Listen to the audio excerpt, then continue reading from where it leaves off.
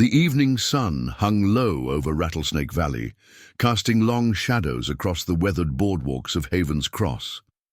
The small trading post town, barely a dot on the Arizona Territory map of 1875, stirred with the usual end-of-day activity, as ranch hands and traders sought refuge from the unrelenting heat in Caleb Turner's watering hole. Before we jump back in, tell us where you're tuning in from, and if this story touches you, make sure you're subscribed, because tomorrow I've saved something extra special for you.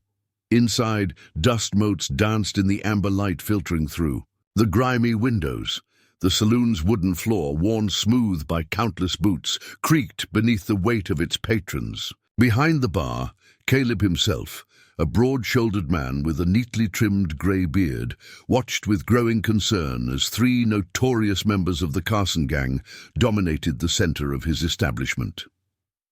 Marcus Mad Dog Carson, youngest of the infamous Carson brothers, slammed his empty glass on the poker table, his laughter cutting through the murmur of conversation. His companions, two equally rough-looking men, sporting well-oiled revolvers and expensive boots, joined in his mirth as they eyed the lone figure seated at the bar. The stranger had arrived in Haven's Cross 3 days ago, riding a chestnut mare that had seen better days. His clothes were trail-worn but clean, his manner quiet and unassuming. He'd given his name as Daniel Mitchell, though few in town had bothered to remember it. There was nothing remarkable about him. Just another drifter seeking work at one of the local ranches. "Hey, old-timer," Carson called out, his words slightly slurred from whiskey. "Ain't seen you round these parts before. What brings a man riding such a sorry excuse for a horse to our fine establishment?" Daniel didn't turn around, just lifted his glass of water to his lips with a steady hand. His silence seemed to irritate Carson, whose face darkened with anger. "Asked you a question, mister." Carson pushed back his chair, the scraping sound drawing every eye in the saloon. "Ain't polite to ignore folks around here." Now Daniel did turn, revealing a weathered face, with eyes the color of pale winter sky. Nothing in his expression suggested concern about the brewing confrontation. "Just passing through," he said quietly, his voice carrying a slight southern drawl. "Looking for honest work." This drew another round of laughter from Carson's crew. The taller of his companions, a man with a pockmarked face who went by the name of Rattler Pete, moved to flank Carson. "Honest work," he sneered. "In that get-up? Looking more like some washed-up ranch hand who can't even afford proper gear." Daniel's gaze shifted to Pete, then back to his water. Every man's entitled to his opinion. Carson stepped closer, his spurs jingling with each deliberate movement. The saloon had grown quiet, the other patrons instinctively moving away from what was quickly becoming a powder keg waiting to explode. "You know who I am?" Carson demanded, his hand resting casually on his gun belt. "Marcus Carson," Daniel replied, still not turning around. "Youngest of the Carson boys. Heard tell you've made quite a name for yourself these past few years." "That's right," Carson pretended, shooting a triumphant look at his companions. "Done my share of work around these territories. Built myself quite a reputation." "Reputations. A funny thing," Daniel mused, rotating his glass slowly on the bar top. "Some men spend their whole lives building one. Others—" He paused, taking another sip of water. "Others just inherit their brother's shadow." The saloon went dead silent. Carson's face flushed red with anger, his hand tightening on his gun belt. "Are you suggesting I ain't earned my place?" "Not suggesting anything," Daniel replied calmly. "Just making an observation about reputations in general." Caleb Turner moved slowly down the bar, his hands disappearing beneath the counter, where everyone knew he kept a loaded shotgun. But before he could intervene, Carson's other companion, a wiry man with a distinctive scar running down his left cheek, spoke up. "Say, Mad Dog," he drawled, "ain't this fella remind you of someone? Something about those eyes?" Carson studied Daniel more closely, his anger momentarily forgotten. "Now that you mention it, Buck, there was that story old Jim Tucker used to tell about a duelist down in Texas. What was it? 5, 6 years back? The Amarillo incident. Buck nodded, his scarred face twisting into a grin. Remember hearing about that? Some fancy shooter took down 3 men in less than a minute.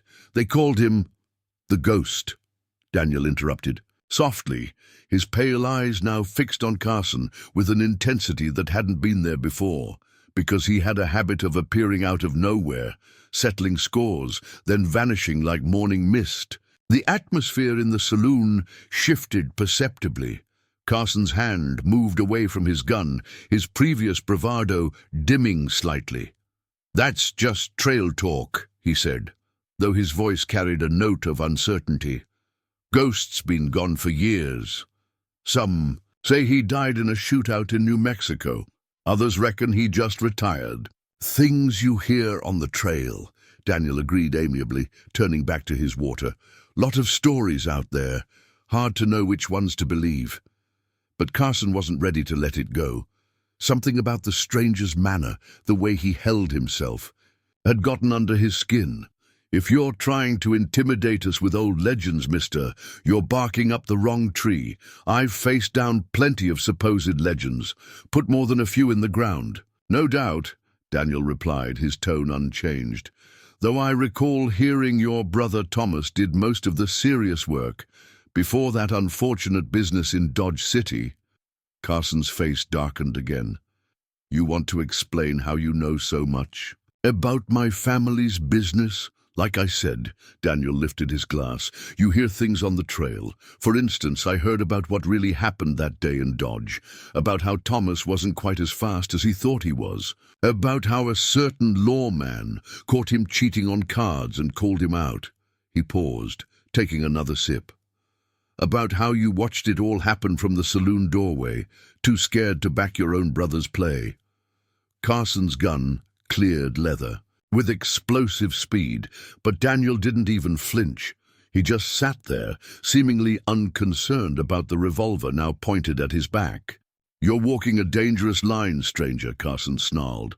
"Brothers are sacred out here.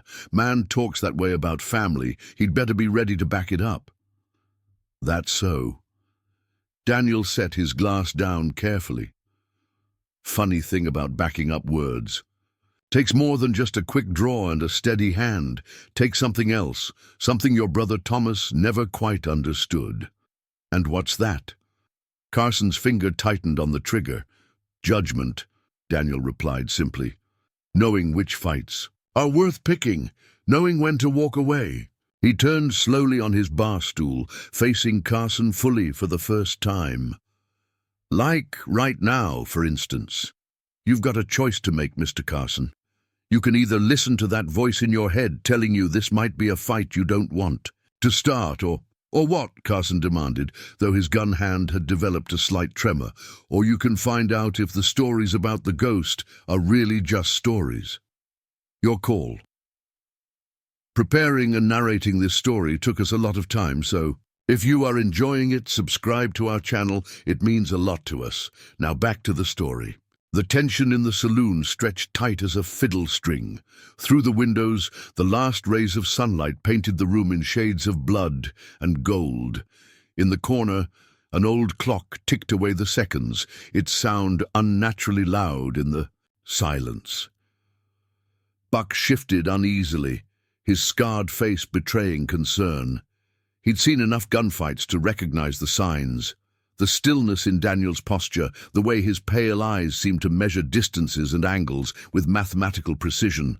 This wasn't the bearing of a washed-up ranch hand. This was something else entirely. Caleb Turner's hands remained beneath the bar, but he made no move to intervene. Sometimes the wisest course was to let these situations play out naturally. Besides, there was something about the stranger that suggested he knew exactly what he was doing. "You're awfully calm for a man staring down the barrel of a gun," Carson observed, trying to maintain his aggressive demeanor despite the growing uncertainty in his voice. "Perspective," Daniel replied softly. "When you've seen what I have faced, what I've faced, you learn to appreciate the difference between real threats and empty posturing." Carson's face flushed darker. That's supposed to be an insult. Just another observation. Like how your trigger finger trembles, like how your weight is too far forward, throwing off your balance, like how your friend Peter is reaching for his a gun but hasn't quite committed to drawing it yet. Daniel's voice remained conversational, as if discussing nothing more significant than the weather. All things a man notices if he spent enough time studying the details that separate the living from the dead. A bead of sweat rolled down Carson's temple. The saloon had grown uncomfortably hot, the evening air thick with tension and unspoken threats. Outside, a horse whinnied nervously, as if sensing the approaching storm. "You talk like a man who's done his share of killing," Rattler Pete ventured, his hand still hovering near his holster.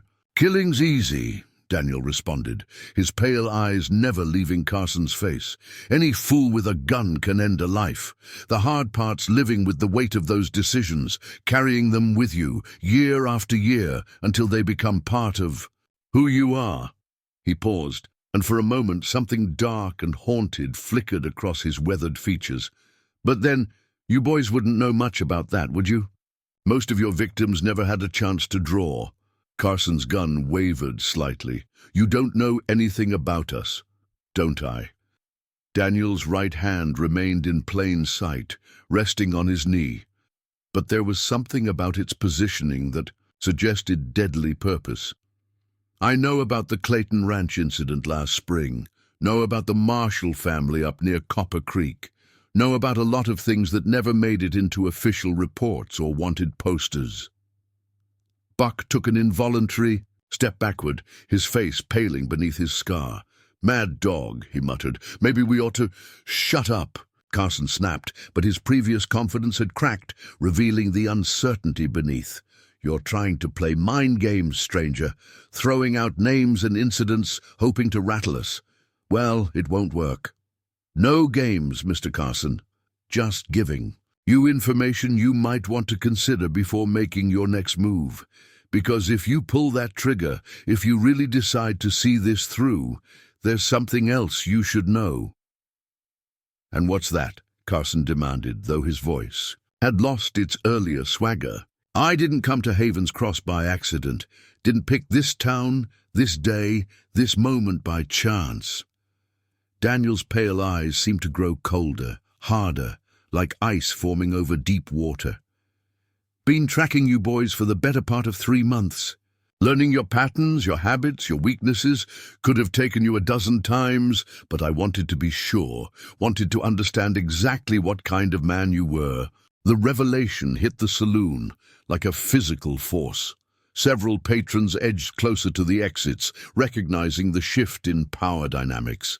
Even Caleb Turner's hands had emerged from beneath the bar, the shotgun forgotten in the face of this new development. "You're lying," Carson whispered, but his gun hand had dropped slightly, the muzzle no longer pointed directly at Daniel's chest. "Am I?" Daniel's right hand moved slightly, adjusting its position with deliberate care. "Ask yourself this. If I am who you think I might be, if the stories about the ghost are more than just tales told around campfires, what happens next? How does this play out?" The question hung in the air like gunsmoke, heavy with implication. Carson's eyes darted to his companions, seeking reassurance, but found only growing fear.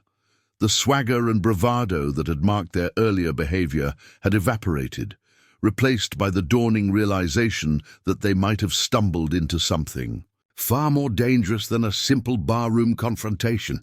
"Your reputation is built on ambush and surprise," Daniel continued, his voice taking on an edge of steel, "on catching folks unaware, unprepared.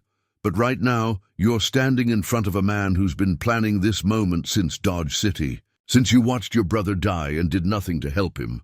Carson's face went pale. "How? How could you know about that? Nobody knew I was there that day. Nobody except the lawman who called out Thomas," Daniel finished quietly.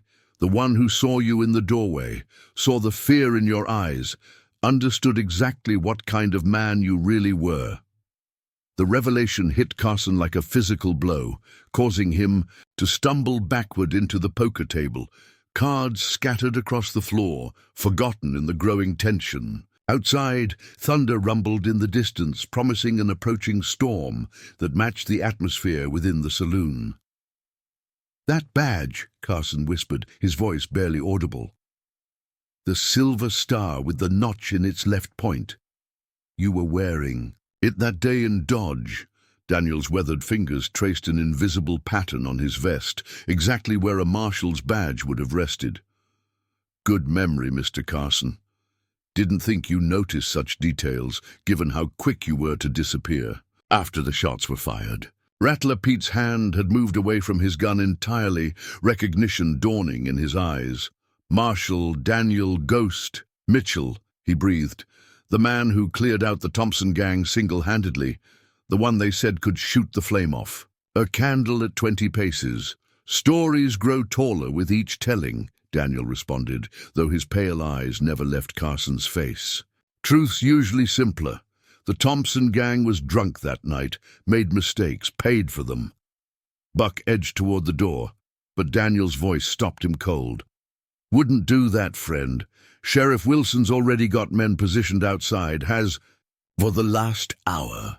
The scarred man froze, his face a mask of confusion. "Sheriff's in on this? Let's just say we had a productive conversation this morning about cattle rustling, land disputes, and 3 missing ranch hands from the Morrison spread."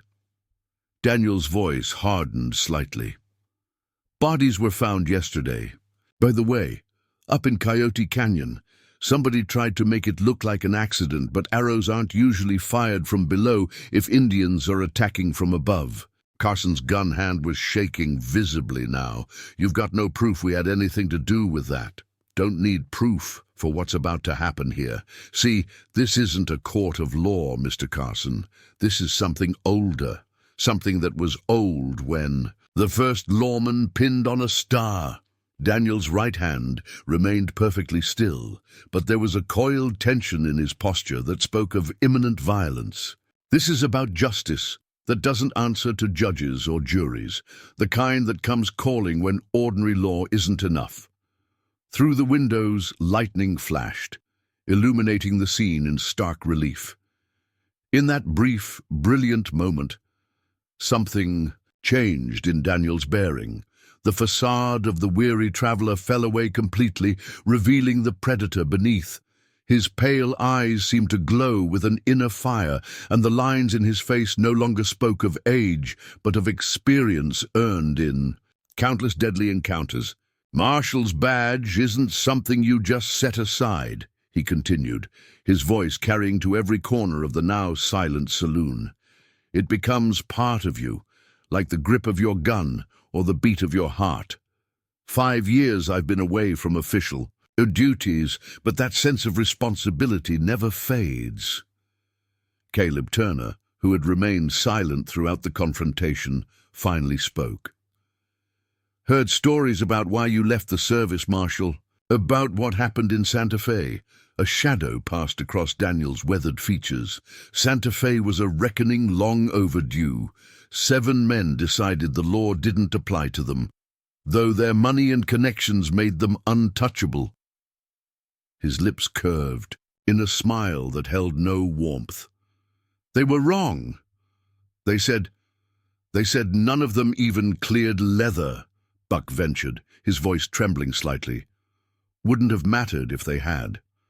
Some men spend their lives practicing quick draws, focusing on speed above all else. But in real gunfights, speed is only part of the equation." Daniel's gaze swept the room, taking in every detail, every potential threat and advantage. Accuracy, timing, judgment. These are what separate those who survive from those who end. Up in Boot Hill, Carson's face had gone from pale to ashen. "The stories about Santa Fe, they said you didn't give those men a chance." "They had their chances every time they chose to prey on the weak, every time they used their influence to escape justice, every time they thought their money could buy them immunity from the consequences of their actions." Daniel's voice carried an edge of steel. Just like you had your chances, Mr. Carson. Could have walked a different path after Dodge City. Could have learned from your brother's mistakes. Instead, you chose to become something worse. Thunder cracked overhead, closer now, and the first heavy drops of rain began to patter against the saloon's windows. The storm had arrived, but the real tempest was brewing inside. Those men you killed up in Coyote Canyon, Daniel continued, they weren't the first, were they?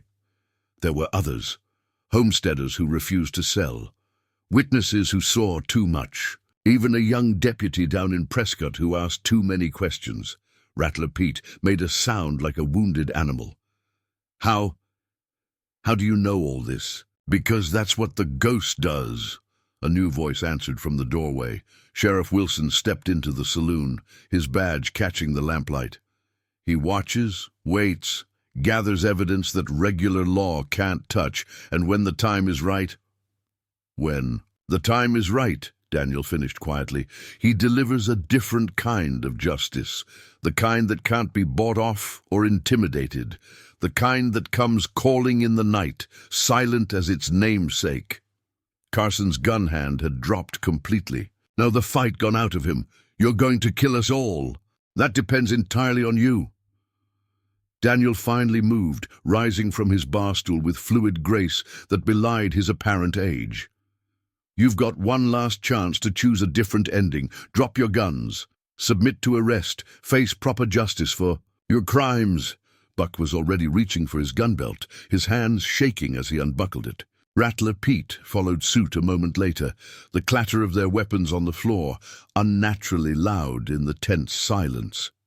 But Carson stood frozen, conflict evident in his features.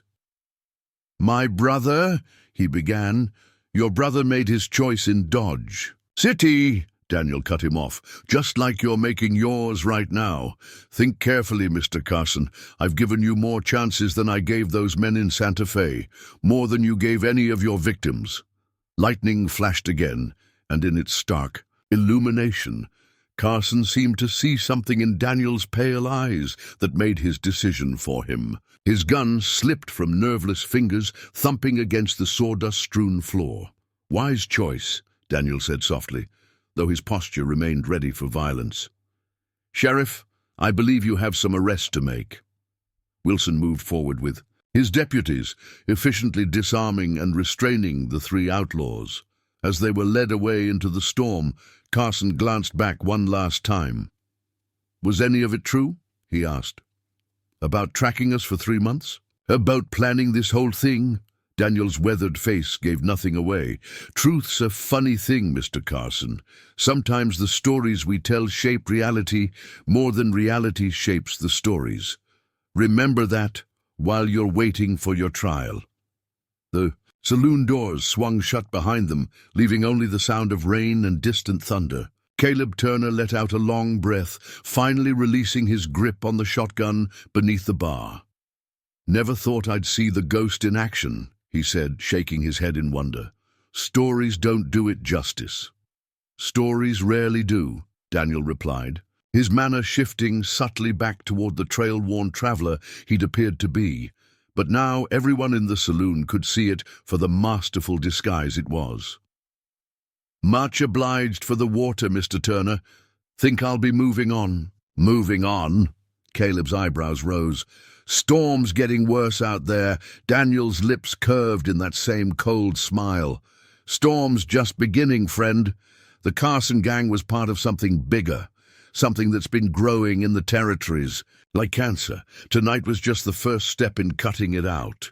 "What do you mean, bigger?" Caleb asked, leaning forward with interest. The remaining patrons in the saloon drew closer, drawn by the prospect of more revelations from the legendary lawman. "You ever wonder why the Carson gang operated so freely in these parts?" Daniel's voice dropped lower, meant only for those nearby. "How did they always seem to know when army patrols were coming through? How do they manage to avoid every posse sent after them?" An older man with a silver-streaked beard spoke up from his corner table. "Heard tell they had friends in high places."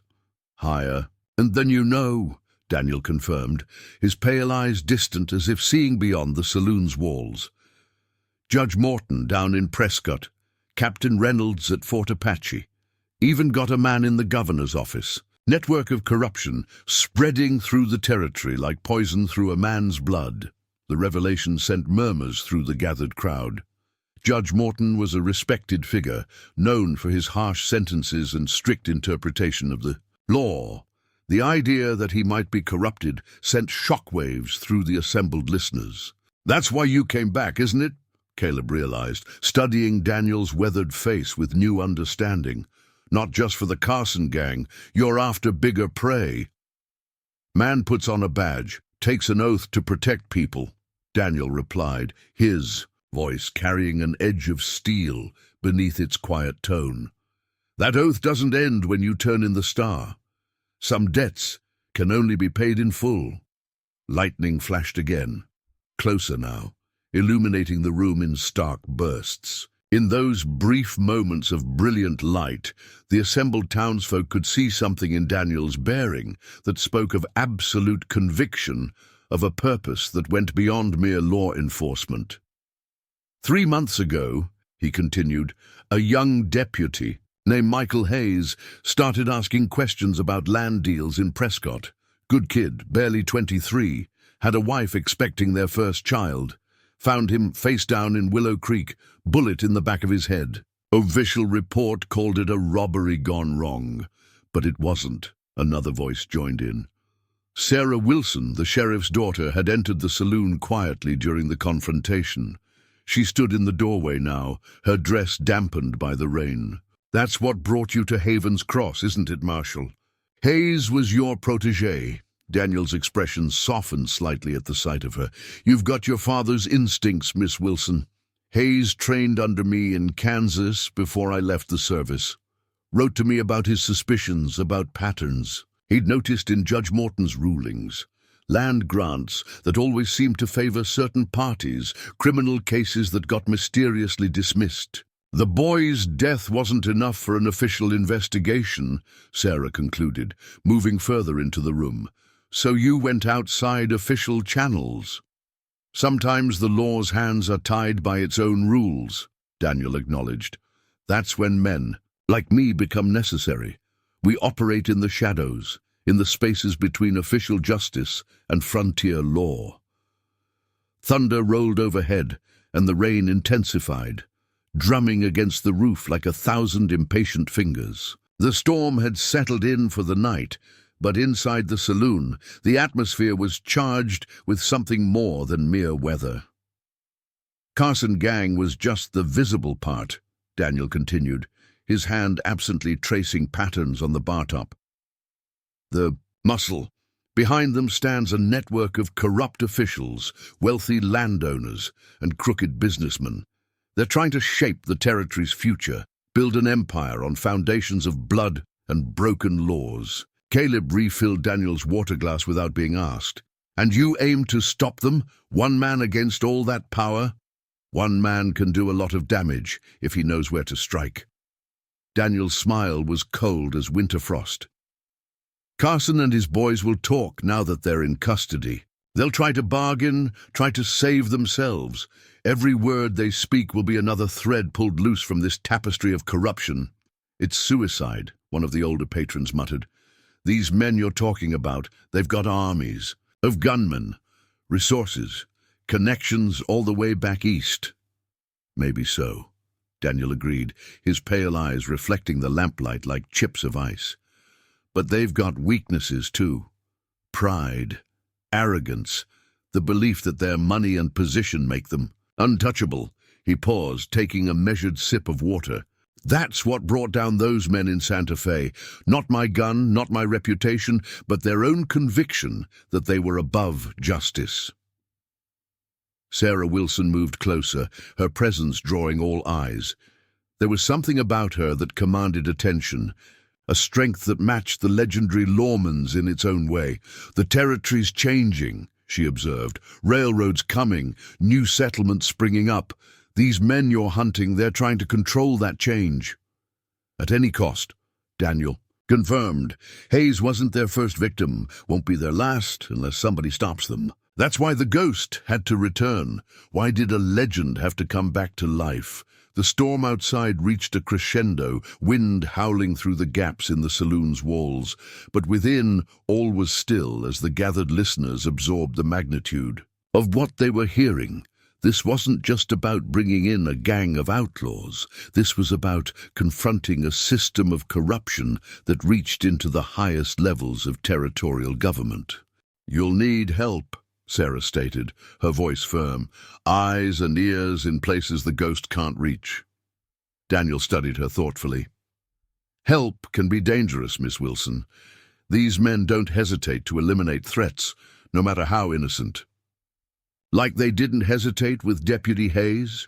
Her chin lifted defiantly. "Someone has to take a stand. My father's a good man, a good sheriff, but he's bound by laws and procedures. You're not. That's why you can do what needs to be done." Dawn broke over Haven's Cross with the promise of more heat to come. The storm had passed, leaving behind mud-slicked streets and an uneasy quiet. Daniel Mitchell stood at his hotel window, watching the town come to life while methodically cleaning his Colt.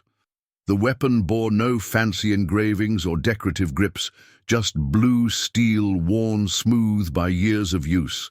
A knock at his door brought his hand instinctively to the gun before Sarah Wilson's voice called out, "Marshal, news from Prescott." He opened the door to find the sheriff's daughter holding a telegram, her face grave.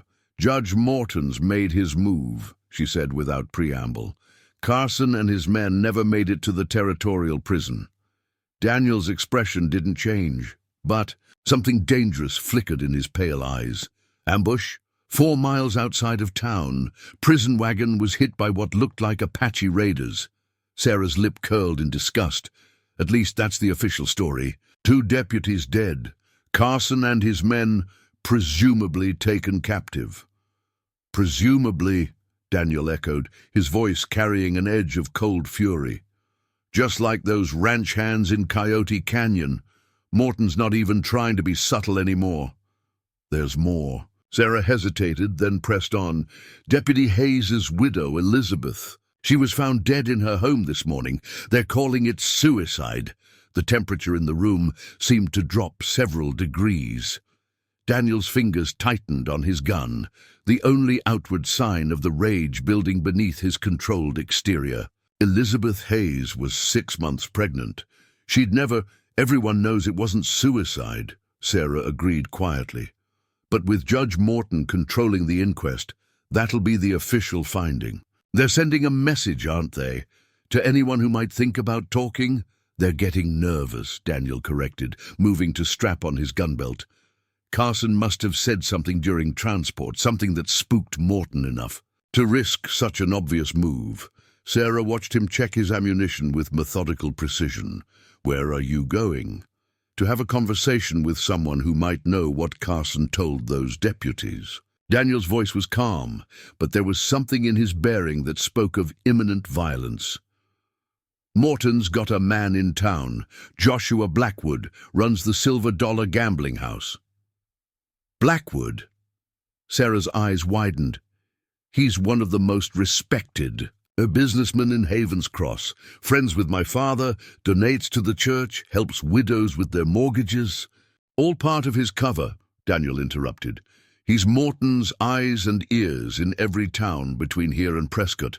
Probably gave the judge regular reports about Carson's activities and helped coordinate their operations." "You sound awfully sure about that, because I've been watching him since I arrived." Daniel moved to his saddlebags, extracting a small leather-bound notebook. "Every Tuesday, he sends a rider to Prescott with business correspondence. Every Friday, he meets with certain ranchers at the Silver Dollar after hours. And 3 days ago, he had a very interesting visitor." Sarah leaned closer to examine the notebook's careful notations. "Who?" "Captain Reynolds from Fort Apache. The same man who's been helping the Carson gang avoid army patrols." Daniel's smile held no warmth. They talked for 2 hours in Blackwood's private office. Next morning, Reynolds withdrew $10,000 from the Territorial Bank. Payoff? Or preparation? Reynolds commands 3 companies of cavalry. That's a lot of firepower if someone needed to, say, eliminate troublesome witnesses or enforce certain land claims. Sarah absorbed this information, her quick mind making connections. The railroad survey crews are due next month. They'll be deciding the final route through the territory. And whoever controls that route controls the future, Daniel confirmed. Towns that get bypassed will wither and die. Those that get stations will boom. Millions of dollars in land values hanging on those decisions. So that's their plan. Use the army to force people off valuable land, then buy it up cheap before the railroad announcement. Part of it. But I think there's something bigger in play, something that made young Michael Hayes start asking dangerous questions. Daniel checked his gun one final time before holstering it, and I aim to find out what it is. You can't just walk into the Silver Dollar and confront Blackwood, Sarah protested. He'll have guards, protection. I'm counting on it. Marshal, she began, but he cut her off. Not a marshal anymore, Miss Wilson, just a ghost looking to have a friendly chat with a businessman about some recent tragedies. The sun had climbed higher, burning away the last traces of the storm's passage. In the street below, townsfolk went about their morning business, unaware of the currents of violence and corruption swirling beneath their peaceful routines. If you're going, I'm coming with you, Sarah declared firmly. Daniel turned to study her, noting the stubborn set of her jaw that marked her as her father's daughter. This isn't your fight. It became my fight when they murdered Elizabeth Hayes, when they started using my town as a base for their operations. Her hand moved to her skirt pocket, where Daniel glimpsed the distinctive shape of a derringer. Besides, Blackwood knows me, trusts me. I can get you past his guards without bloodshed. For a long moment, Daniel said nothing. Then, your father won't approve. My father's a good man, but he's bound by laws written by corrupt men like Morton. Sometimes justice needs a different kind of advocate. A hint of approval flickered across Daniel's weathered features. You understand that after this, there's no going back. Blackwood will know you've chosen sides. I chose sides the moment. I brought you that telegram, Sarah replied steadily. Haven's Cross is my home. I won't stand by while men like Morton and Blackwood poison it with their greed. Daniel nodded once, accepting her decision. We'll need a plan. Blackwood's no gunfighter, but he's clever, dangerous in his own way. The Silver Dollar hosts a high-stakes poker game every morning, Sarah offered. Blackwood never misses it. Too good an opportunity to gather information from loose-tongued players. Perfect. Daniel's pale eyes took on a predatory gleam.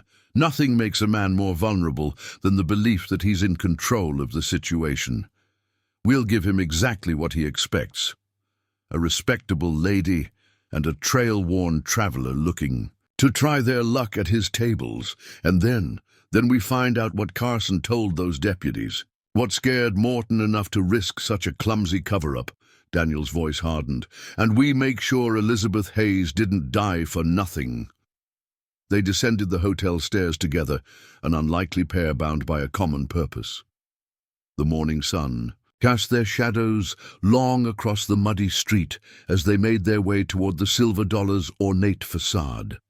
Inside the gambling house, Joshua Blackwood sat at his usual table, unaware that death was walking through his front door, wearing trail dust and carrying a badge's burden of justice. His carefully constructed world of power and influence was about to collide with a legend he dismissed as campfire tales. The ghost had returned to the territories, and this time he was hunting bigger game than simple outlaws. This time, he was after the men who thought their money and position placed them above the law, and unlike the law, they had so casually corrupted. The ghost operated by older, simpler rules. Rules written in blood and enforced with lead. The silver dollar's gilt-edged doors swung shut behind them, and the next chapter in the territory's struggle for justice began with the quiet click of a hammer being cocked. The gambling house's interior struck a stark contrast to the Last Chance saloon. Plush carpets from St. Louis muffled their footsteps, while ornate mirrors and crystal chandeliers spoke of wealth that seemed out of place in a frontier town. The morning crowd was select, ranchers in fine clothes, merchants discussing business, deals, and the occasional professional gambler trying to maintain an air of respectability. Joshua Blackwood held court at the main poker table, his silk vest and gold watch chain marking him as a man of means. In his mid-50s, with silver threading his dark hair and a neatly trimmed beard, he projected an image of genial authority. But Daniel's trained eye noted the armed men strategically positioned around the room, their casual poses belying their watchful attention. Miss Wilson, Blackwood's face lit up with apparently genuine pleasure as he spotted Sarah. What a delightful surprise. We've missed you at our charitable committee meetings. Mr. Blackwood, Sarah smiled warmly, playing her role to perfection. I've been rather occupied lately. Family matters, you understand, but I've brought someone I think you might find interesting. She gestured to Daniel. This is Mr. Mitchell, recently arrived from Kansas. He's expressed an interest in our little morning games. Blackwood's sharp eyes assessed Daniel, taking in the trail-worn clothes and weathered features. Always pleased to welcome new players, though I should warn you, Mr. Mitchell, our stakes tend to run rather high. Money's just paper, Mr. Blackwood, Daniel replied mildly, maintaining his harmless traveler persona. A man can't take it with him when he goes. Something flickered in Blackwood's expression, a momentary recognition of deeper meaning in those words, but his smile never wavered. Philosophy at the poker table? How refreshing. Please, join us. We were just about to begin a new hand.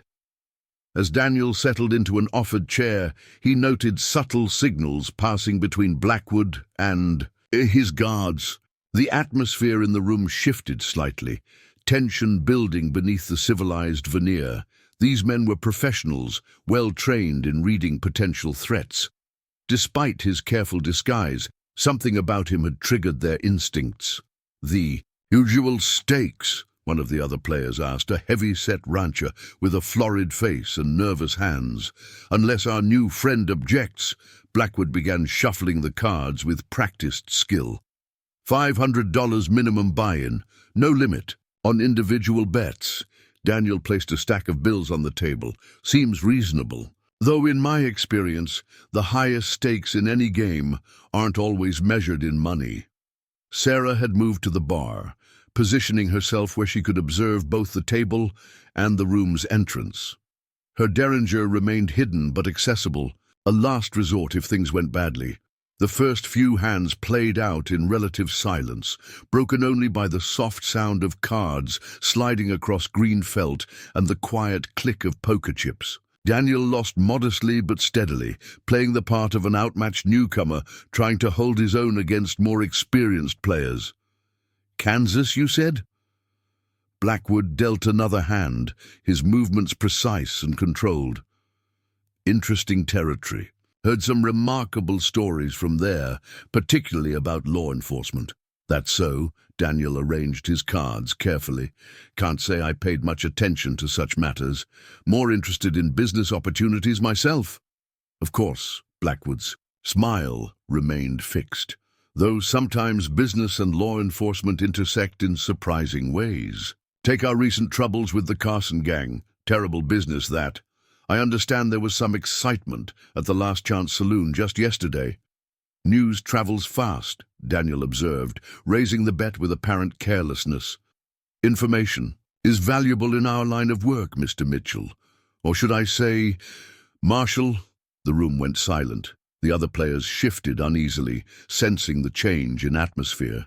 Blackwood's guards moved subtly, hands drifting closer to weapons. Former Marshal, Daniel corrected quietly, though some habits are hard to break, like noticing details others might miss, the fresh ink stains on your cuffs, for instance. Been writing a lot of urgent correspondence lately? Blackwood's genial mask slipped slightly. A businessman's work is never done. Indeed, just like a certain army captain's work. Though $10,000 seems a high price for routine military duties, the temperature in the room seemed to drop several degrees. Blackwood's fingers stilled on the cards. You've been making inquiries, I see. Dangerous habits in these parts. So I've heard. Young Deputy Hayes discovered that, didn't he? And now his widow. Terrible tragedy, that's suicide. Though most women in her condition tend to look forward, not back. Accidents and tragedies happen in the territories. Blackwood's voice hardened. Prudent men learn not to ask too many questions about them. Like those questions Hayes was asking about land grants, about certain judicial decisions that always seem to favor particular parties. Daniel's pale eyes locked onto Blackwood's face. About connections between respected businessmen and outlaws like the Carson gang? Blackwood laid his cards down carefully. Mr. Mitchell, I'm beginning to think you didn't come here to play poker. On the contrary, I'm playing for the highest stakes of all, truth, justice, the things men like you and Judge Morton think you can buy and sell like cattle. Dangerous accusations. Blackwood's hand moved beneath the table. Especially without proof. Proof, like the documents Hayes discovered, the ones Elizabeth managed to hide before your men caught up with her husband. Daniel's voice remained conversational, but there was steel beneath the words. She passed them to someone for safekeeping, didn't she? That's why you had to silence her. Why did Morton panic and arrange that clumsy ambush of the prison wagon? A bead of sweat appeared on Blackwood's forehead. You're playing a dangerous game, Ghost. Even legends can die. Been dead before, Daniel replied softly. Didn't take, but you're right about one thing. This is a game. And like any good poker player, I've got cards you haven't seen yet. Pieces of a puzzle that's bigger than Haven's Cross, bigger than even Judge Morton suspects. Sarah moved closer to the table, her presence a reminder that Daniel wasn't operating alone. Around them, the tension built like a thunderhead about to break. What do you want? Blackwood demanded, his composure cracking. Same thing Hayes wanted, same thing Elizabeth died for. The truth about what you and Morton are really building out here, about who's really backing your operation. Daniel pushed his chips forward. I'm all in, Mr. Blackwood. Question is, are you ready to show your hand? The moment stretched taut as a drawn bowstring. Blackwood's guards had abandoned any pretense of casualness, their hands resting openly on holstered weapons. Through the silver dollar's front windows, morning sunlight cast long shadows across the green felt, illuminating the growing tension like a spotlight on a stage. Remarkable, Blackwood finally spoke, his voice carrying a mixture of admiration and calculation. You've built quite a theory, Marshal, or should I say, woven quite a tale. Corruption, conspiracy, murder. It would make for excellent reading in one of those dime novels. Not interested in publishing? Daniel replied mildly. Just in justice. Justice! Blackwood's laugh held no humor. You're living in the past, Ghost. The territories are changing. The old ways, your ways, are dying. Progress demands flexibility in how laws are interpreted and enforced. Progress? Sarah's voice cut through the tension. Is that what you call murdering a pregnant woman? What you call framing innocent men for crimes they didn't commit? Blackwood's eyes narrowed as he studied her. Miss Wilson, your father is a respected member of this community. It would be unfortunate if his daughter became entangled in matters beyond her understanding. Touch her. Daniel's voice dropped to a deadly whisper. And no power in this territory will be enough to save you. The threat hung in the air like gun smoke. One of the guards shifted nervously, but Blackwood raised a hand to forestall any action. Threats, Marshal. How disappointing. I thought we were having a civilized discussion. Nothing civilized about what you're building here. Daniel's pale eyes never left Blackwood's face. Using the Carson gang as muscle, Morton providing legal cover, Reynolds supplying military support. It's an impressive operation. But Hayes figured out something else, didn't he? Something that made him dangerous enough to kill. A flicker of uncertainty crossed Blackwood's features.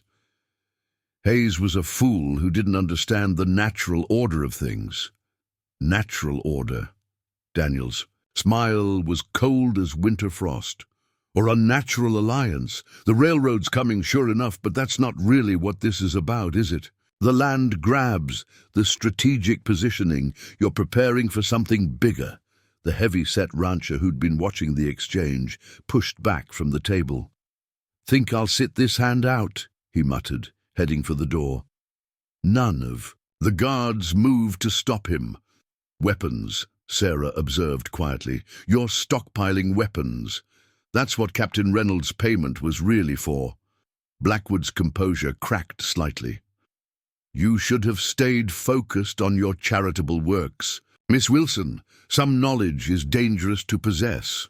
Knowledge like shipping manifests," Daniel pressed. "Documentation of arms being moved through supposedly abandoned mines. Records of payments to certain tribal leaders."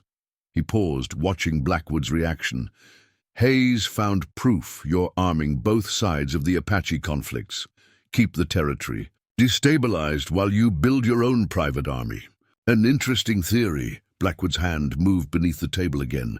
"But theories require proof, and dead men can't testify." The moment stretched, balanced on a knife's edge. Then Daniel's right hand moved, too fast for the eye to follow. But instead of drawing his gun, he produced a folded paper from his vest pocket. "Dead men know," he agreed, sliding the paper across the felt. "But their widows? They can be remarkably resourceful." Blackwood unfolded the document with trembling fingers. His face went pale as he read. "This is Elizabeth Hayes's insurance policy," Daniel confirmed. "Complete records of every transaction, every illegal shipment, every payoff, including the names of your Eastern backers, the ones planning to use this private army to create their own empire once the territory erupts into open warfare." "Impossible," Blackwood whispered. "We searched her house thoroughly." "You did," Sarah stepped closer to the table, "but you never thought to search mine. Elizabeth and I were friends. She trusted me with her husband's legacy." One of the guards, a tall man with a cavalry sergeant's bearing, moved toward the door. "Sir, we need to stay where you are," Blackwood snapped. "All of you." His eyes hadn't left the document. "This changes nothing, Ghost. You're still outnumbered. Even if you walk out of here alive, Morton has judges and lawmen throughout the territory in his pocket. One copy of some documents won't be enough." "You're right," Daniel agreed.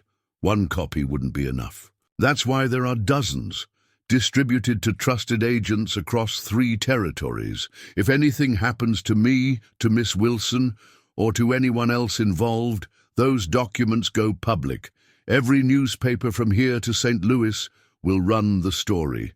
"You're bluffing," but uncertainty had crept into Blackwood's voice. "Am I? Ask yourself this: why would I walk in here openly, declare myself to you, unless I had absolute confidence in my position?" Daniel's pale eyes seemed to glow with inner fire. "You've built your empire on secrets, Mr. Blackwood. But secrets are like water. No matter how tight you think your grip is, they have a way of slipping through your fingers." Sarah moved to stand beside Daniel, her presence a silent declaration of allegiance. "The territory's changing, all right, but not the way you and Morton planned. The truth's coming out one way or another." Blackwood's face worked through a series of emotions: rage, fear, calculation. Finally, he seemed to reach a decision. "What do you want?" "Everything," Daniel replied simply. "Names, dates, locations. Every piece of your operation laid bare, starting with who ordered Hayes's murder. You're asking me to sign my own death warrant. These people, they don't forgive failure." Neither do I. Daniel's voice carried the weight of every man he'd ever hunted, every killer brought to justice. Difference is, I'm offering you a choice. Cooperate, testify, and you might survive this. Refuse. He let the threat hang unspoken. The guards, tensed, awaiting orders, but Blackwood seemed to deflate, the calculated facade of the successful businessman crumbling to reveal the cornered conspirator beneath. Morton, he said finally. Morton gave the order, but he was just following instructions. From the window behind him exploded inward in a shower of glass. Blackwood jerked once, a red flower blooming on his silk vest, then toppled forward onto the poker table. Cards and chips scattered as chaos erupted. Down! Daniel's gun seemed to materialize in his hand as he pulled Sarah behind an overturned table. The guards were firing wildly, more concerned with escape than combat, now that their employer lay dead. Through the broken window, Daniel caught a glimpse of a figure on the roof of the building opposite, a flash of military brass in the morning sun. Then more shots rang out, this time from the street. "Reynolds!" he growled, making sure Blackwood can't talk. Sarah checked her derringer. "What now?" "Now!" Daniel's smile held no warmth. "Now we do this the old way, the way that made them start, in telling stories about the ghost in the first place. The sound of approaching horses told them Reynolds's men were moving to surround the building. But they didn't know what every outlaw in 3 territories had learned the hard way. Cornering the ghost was like trying to bottle lightning. It always ended in destruction. Gunfire shattered the morning calm of Haven's Cross, sending townspeople scrambling for cover. Inside the Silver Dollar, Daniel Mitchell assessed their situation with the cold calculation that had made him legendary. Blackwood's body sprawled across the poker table, blood seeping into the green felt, while outside, Reynolds's men were moving into position. "Back door?" Sarah asked, keeping her derringer ready. "Watched," Daniel replied, his pale eyes scanning the room. "Reynolds isn't taking chances. He'll have men covering every exit." A bullet splintered the doorframe above them, sending wooden shards flying. Through the broken window, they could hear orders being shouted, military precision mixing with frontier violence. 4 men on the roof across the street, Daniel continued his assessment. 6, maybe 7 in the alley. More coming up from the livery stable. His voice remained steady, as if discussing weather rather than a tactical situation. "They're good, professional, army-trained. That's supposed to make me feel better." A ghost of a smile touched his weathered features. "Makes them predictable. Military men think in straight lines, direct approaches. They don't understand the shadows." Sarah studied him carefully. "You've got a plan. Always do. Question is, how far are you willing to go to see justice done?" Before she could answer, the front doors burst open. 2 of Reynolds's men charged in, rifles ready. Daniel's gun barked twice, the sound deafening in the confined space. Both soldiers dropped, their weapons clattering on the floor. "That'll be their test probe," Daniel observed. "Checking our positions, our reaction time. Next wave will be more coordinated." "They're trying to pin us down until Reynolds can bring in more men," Sarah realized. "Smart girl, but they're making 2 mistakes. First, they think we're trapped in here with them." Daniel's smile turned predatory. "Second, they don't know about the tunnels." Sarah's eyes widened. "Tunnels." "Towns like Haven's Cross, built during the Silver Rush. Every major building has access to the old mining tunnels. Owners use them to move payroll, avoid bandits." He nodded toward the bar. "Blackwood's private escape route. Probably how he moved those weapons, Hayes discovered." Understanding dawned in Sarah's eyes. "That's why you chose the Silver Dollar for this confrontation. You already knew about the tunnels." Ghost didn't earn his reputation by leaving things to chance. Daniel's gun cleared leather again as more shots peppered the building. "Problem is, Reynolds probably knows about them too. He'll have men watching the known exits." "Known exits?" "Town plans show 4 tunnel entrances. But I found a fifth one, abandoned years ago. Comes up behind the old chapel. He paused, studying her expression. It's a hard road, Miss Wilson. Dark, dangerous. Once we go down there, there's no turning back. Sarah's chin lifted defiantly. Elizabeth Hayes was my friend. Her husband died. Trying to expose this conspiracy, I won't dishonor their sacrifice by choosing safety over justice.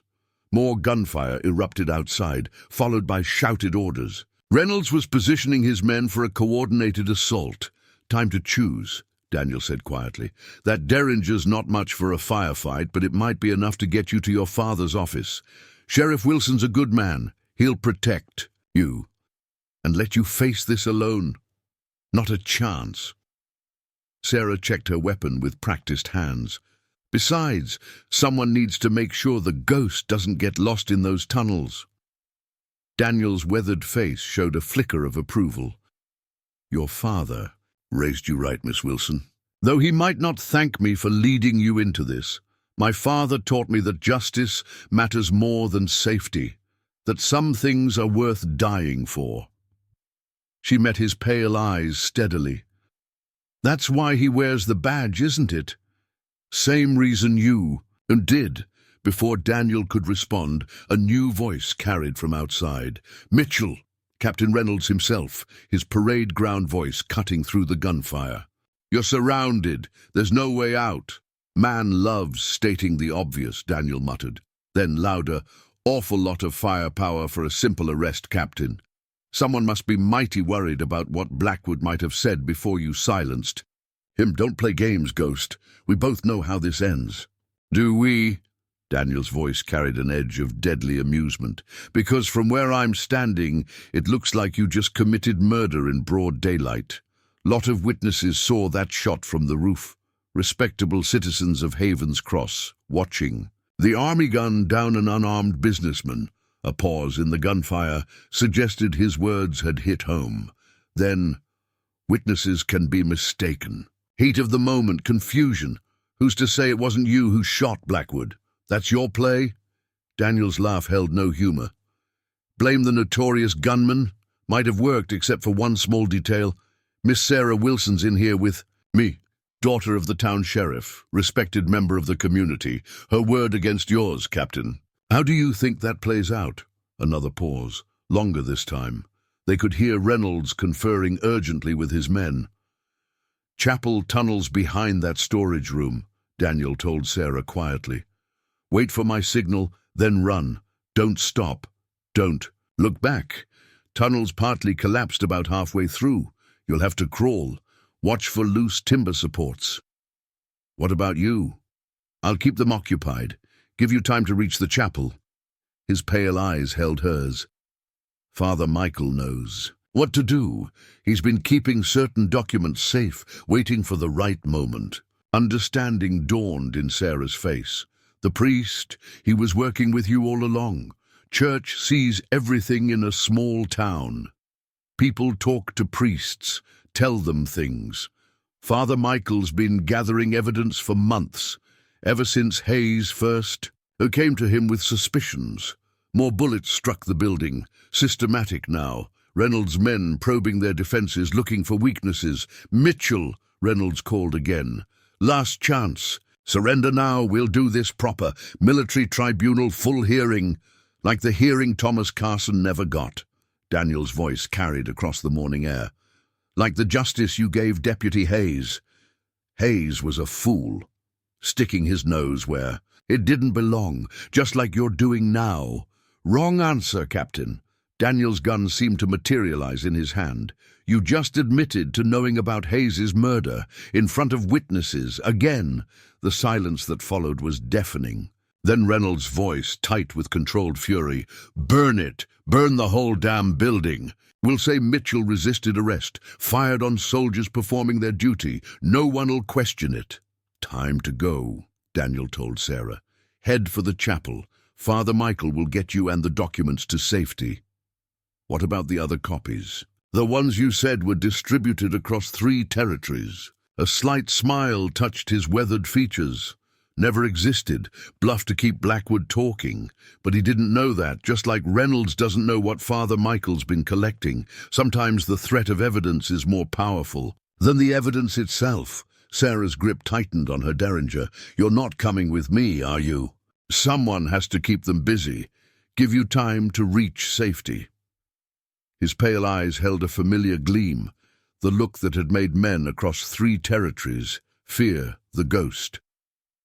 "Besides, Captain Reynolds and I have unfinished business." He learned why some legends are best left alone. The smell of smoke began to drift through the Silver Dollar as Reynolds's men prepared to execute their commander's orders. Outside, the morning sun cast long shadows across Haven's Cross, shadows that would soon dance with fire and death. The ghost was about to remind them why his reputation was built on more than just speed with a gun. Sometimes the deadliest predator was the one you never saw coming. "One more thing." Daniel reached into his vest, withdrawing a small silver key. "Give this to Father Michael. He'll know what it opens." Sarah took the key, noting its unusual design. A safe? Something more valuable. Hayes didn't just gather evidence about weapons shipments and land deals. He found something else. Something that made Morton and his backers desperate enough to kill a pregnant woman. The smoke was thickening now, creeping under doors and through broken windows. Outside, they could hear Reynolds organizing his men for the final assault. What did he find? Letters. Daniel's voice dropped lower. Correspondence between certain territorial officials and Confederate holdouts. Plans for an uprising, using the Apache conflicts as cover. Morton's weapons stockpiles, Reynolds's military connections. It's all preparation for something bigger. They're planning to carve out their own empire when the territory erupts into chaos. Sarah absorbed this with growing horror. The railroad announcement, perfect trigger. Towns that get bypassed will be desperate. Add in stirred-up Apache raids, corrupt officials blocking aid, military units loyal to Reynolds, recipe for rebellion. His pale eyes hardened. Hayes figured it out. That's why they couldn't let him live. A burning torch sailed through the broken window, landing among scattered playing cards. The felt table began to smolder as Sarah moved toward the storage room. "Father Michael will know what to do with the evidence," Daniel continued. "He's got connections with the territorial governor. Honest men who've been watching Morton's operation, waiting for proof. That's why you came back," Sarah realized, "not just for Hayes, but to expose the whole conspiracy. Ghost had to die for me to get close enough, had to become someone they didn't fear." His gun gleamed in the growing firelight. Time they remembered why they feared him in the first place. More torches crashed through windows. The Silver Dollar's expensive furnishings caught quickly, smoke beginning to fill the upper portions of the room. "Go," Daniel commanded. "I'll keep them focused here." Sarah paused at the storage room door. "How will you get out?" A cold smile touched his weathered features. "Who says I plan to?" "Marshal, been carrying other men's justice for too long," he cut her off. "Time to deliver some of my own." His expression softened slightly. "Your father's a good man, Sarah. Tell him the ghost is finally laying down his burden. After today, the territory's justice belongs to men like him." Before she could respond, Reynolds's voice carried through the smoke. "Positions, prepare to advance." Daniel's gun seemed to blur as he fired through the broken windows, his shots precisely placed to drive the soldiers back without killing. "Been hunting men like Reynolds my whole life," he told Sarah. "Men who think their uniform or their money puts them above the law. Time to remind them that true justice answers to no rank or title." The storage room door closed behind Sarah, leaving Daniel alone in the burning gambling house. Smoke wreathed his figure as he moved with deadly purpose, positioning himself for what was to come. Through the haze, he could make out Reynolds' men preparing for their final assault. They had the numbers, the firepower, the tactical advantage. But they didn't understand what they were truly facing. The ghost hadn't earned his reputation through speed alone. It was his patience, his ability to turn an enemy's strength against them, that had made him legendary. Reynolds was about to learn that lesson the hard way. Daniel checked his ammunition one last time, then moved to Blackwood's private office. The room held more than just business records and correspondence. The weapons Hayes had discovered, the ones that had cost him his life, were still hidden beneath the floorboards. Enough firepower to start a war, or end one. The smoke grew thicker as Daniel worked quickly, positioned charges with practiced hands. Years of hunting men like Reynolds had taught him the value of preparation, of using every advantage. The Silver Dollar had been more than just a gambling house. It had been Blackwood's fortress, his sanctuary. Now it would become his tomb, and possibly the ghosts as well. But legends didn't die easily, and some forms of justice couldn't be measured in terms of survival. Reynolds' voice cut through the smoke again. "On my command, 3, 2... Daniel's smile was cold as winter frost as he took up his final position. The charges were set, the trap prepared. All that remained was to spring it. The ghost's last hunt was about to begin, and like all his hunts, it would end in blood and justice. The first wave of Reynolds's men burst through the Silver Dollar's front doors into hell itself. Smoke filled the gambling house, turning the once opulent interior into a maze of shadow and flame. Through the haze, muzzle flashes flickered like deadly fireflies as Daniel's guns spoke with lethal precision. 2 soldiers fell before they could level their rifles. A third stumbled backward, clutching his shoulder. The fourth dove behind an overturned table, shouting coordinates to his companions outside. 6 men down, Captain," the soldier's voice carried over the crackling flames. "Can't get a clear shot." Reynolds's response was drowned out by the sound of breaking glass as more windows shattered. The fire was spreading rapidly now, consuming the expensive furnishings that had marked Blackwood's success. Daniel moved like a shadow through the smoke, his movements economical and deadly. Each shot found its mark with surgical precision, wounding rather than killing. The ghost wasn't just fighting, he was sending a message. "West wall's clear," another soldier called out. "Moving to..." The rest of his words disappeared in an explosion as the first of Daniel's charges detonated. The carefully positioned dynamite, part of Blackwood's hidden weapons cache, turned the Silver Dollar's west wall into a storm of splinters and debris. "Pull back!" Reynolds commanded from somewhere outside. "He's mining the building." But it was too late. More explosions followed, strategically placed charges transforming the gambling house into a deadly trap. Daniel had spent 3 days studying the building's layout, planning this moment with the same meticulous attention that had made him legendary. Through gaps in the smoke, he caught glimpses of confusion and chaos. Reynolds's men, trained for direct military confrontation, found themselves facing an enemy who turned their own tactics against them. Every attempt to advance was met with precisely placed shots or secondary explosions. "Sir," one of the surviving soldiers shouted to Reynolds. "Back doors blocked. Fire's too intense. Side windows." "Covered! Jenkins and Martinez are down!" Daniel allowed himself a grim smile. Reynolds's men were bunching up, falling back on their military training, exactly as he'd planned.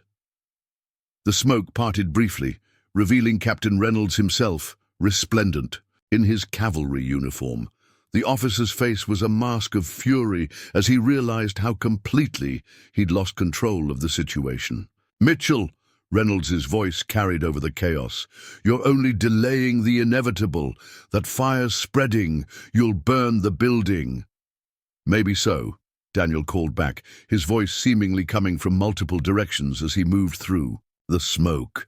"But you'll have to explain to your superiors why you ordered an attack on a civilian business. Why did you murder Joshua Blackwood in broad daylight? You think anyone will question my version of events? I command 3 companies of cavalry. My word is law in this territory." "Your word?"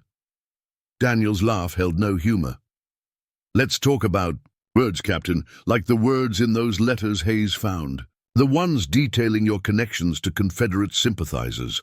Planning an uprising, were you? Going to use Morton's weapons and Blackwood's money to carve out your own little empire? The sudden silence from outside told Daniel his shot had struck home. Reynolds hadn't known how much Hayes had discovered, how much evidence existed. "You're bluffing," Reynolds finally responded, but uncertainty had crept into his voice. "Hayes didn't find anything. We made sure of that." "Did you? Man like Hayes, dedicated to justice? You really think he wouldn't make copies? Hide them where you'd never find them?" Daniel's voice carried clearly despite the growing inferno. "Wonder what your superiors in Washington would make of those documents. Might explain why a cavalry captain needs 10,000 in gold from the Territorial Bank." More explosions rocked the building as secondary charges ignited. The fire had reached Blackwood's hidden armory, ammunition cooking off in the intense heat. "Sir!" a soldier's panicked voice. "Building's coming down. We need to fall back." But Reynolds stood his ground, his military bearing cracking under the strain. "You're trapped in there, Ghost. No way out." "Always a way out, Captain. Question is, what are you willing to sacrifice to stop me?" Daniel moved closer to the front wall, staying low beneath the smoke. "How many of your men are you willing to lose? How many witnesses are you prepared to silence?" Through gaps in the burning walls, he could see townspeople gathering at a safe distance. Sheriff Wilson had arrived with his deputies, maintaining order while evaluating the situation. "This isn't a military operation anymore," Daniel continued, his voice carrying to every ear. "This is murder in broad daylight. How many good men are you willing to drag down with you?" He could see the impact of his words on Reynolds's soldiers. They were professionals, trained to follow orders, but this was different. This was becoming something they hadn't signed up for. "Sir," one of the sergeants spoke up, "maybe we should hold your positions." Reynolds's command cracked like a whip. "He's trying to divide us, playing mind games." "No games, Captain." Daniel's voice had grown colder. "Just the truth, the same truth Hayes died trying to expose, the same truth Elizabeth carried to her grave." He paused, letting his next words carry weight. "The same truth your men are starting to see for themselves." The silver dollar structure groaned ominously as support beams weakened by fire began to fail. The once proud gambling house was transformed into a funeral pyre, consuming the evidence of Blackwood's corruption along with the symbols of his power. "Last chance, Reynolds," Daniel called out. "Surrender now, face proper justice, or burn with the secrets you've killed to protect." "You'll die in there." Reynolds's composure had shattered completely. "You hear me, Ghost? You'll burn." "Maybe," Daniel acknowledged. "But legends don't die easily, Captain. And some fires burn longer than others, the kind that consumes men's souls, destroying everything they've built." His voice hardened. "The kind that follows a man through the years, haunting his dreams, reminding him of choices made and prices paid." More of the ceiling collapsed, sending sparks spiraling upward like angry fireflies. Through the chaos, Daniel could hear Reynolds shouting increasingly desperate orders, trying to maintain control of a situation that had slipped beyond his grasp. The Ghost's final hunt was reaching its climax. But like all his legendary pursuits, the true victory wouldn't be measured in gunfire and blood.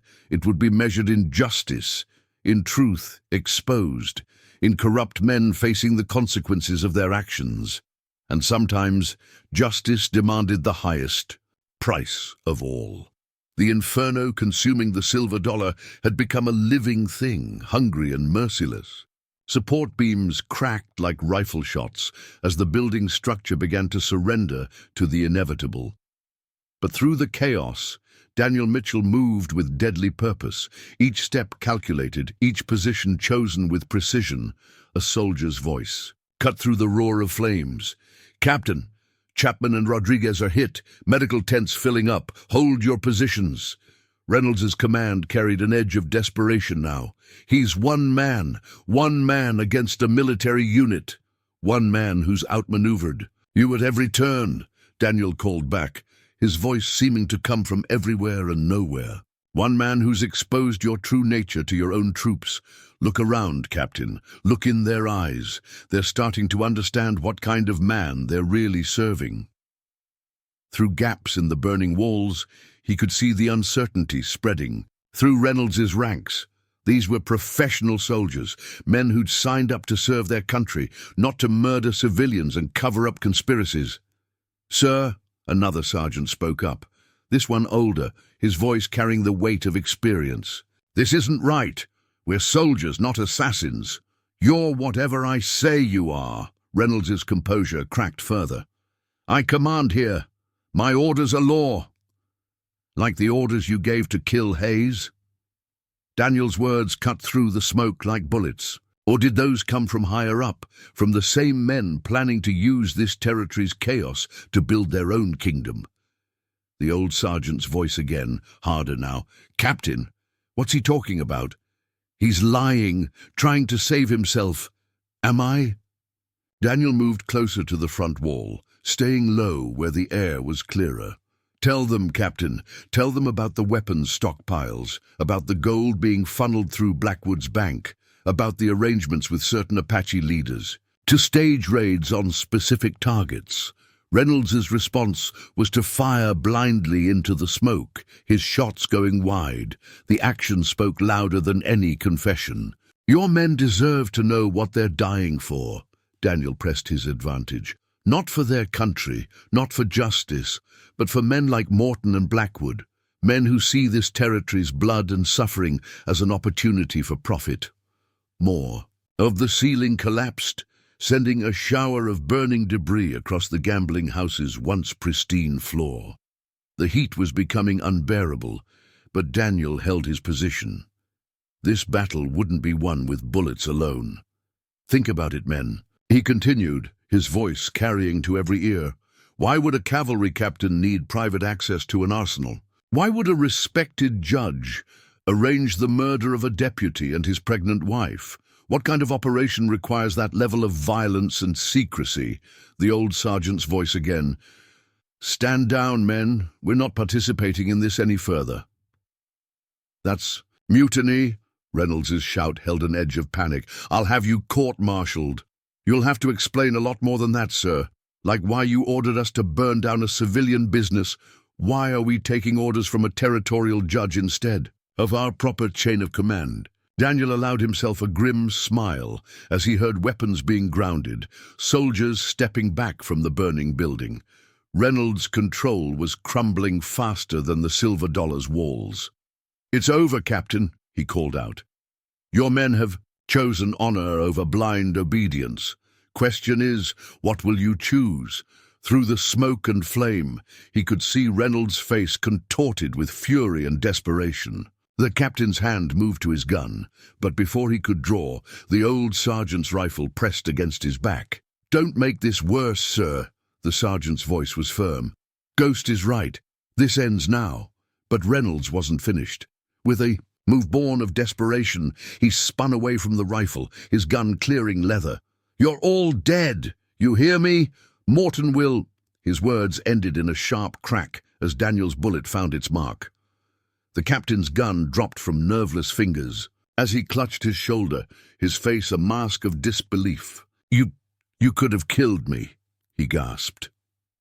"Could have," Daniel agreed, his voice carrying through the smoke. "But death's too easy, Captain. You're going to live, going to face justice for what you've done, going to watch everything you've built crumble around you." The old sergeant moved quickly, securing Reynolds despite his wounded shoulder. Other soldiers, those who hadn't been wounded in the fight, began pulling back to safer positions as the silver dollar's structure continued to fail. Daniel's voice carried one final time through the smoke. "Remember this day, men. Remember how close you came to crossing a line you couldn't uncross. Remember that true service isn't about following orders blindly. It's about maintaining the honor of the uniform you wear." The gambling house's front wall collapsed in a shower of sparks and burning timber. But through the destruction, something else was falling. The foundations of corruption that men like Reynolds, Morton, and Blackwood had built their power upon. The ghost's reputation had been built on his ability to track men across impossible terrain, to appear and disappear like his namesake. But his true legacy would be measured in the choices he forced others to make. In the moments when men had to decide between easy wrong and harder right, as the silver dollar burned, taking with it the physical evidence of Blackwood's crimes, a different kind of fire was spreading. The fire of truth, of justice, delayed but not denied. The same fire that had driven Hayes to investigate, that had given Elizabeth the courage to hide crucial evidence, that had brought the ghost back from his self-imposed exile. Some fires were purified. Some were destroyed, and some, like the flame of justice, burned eternal in the hearts of those who chose to carry it forward. The chapel of Haven's Cross stood apart from the main street, its weathered spire reaching toward heaven like a prophet's raised finger.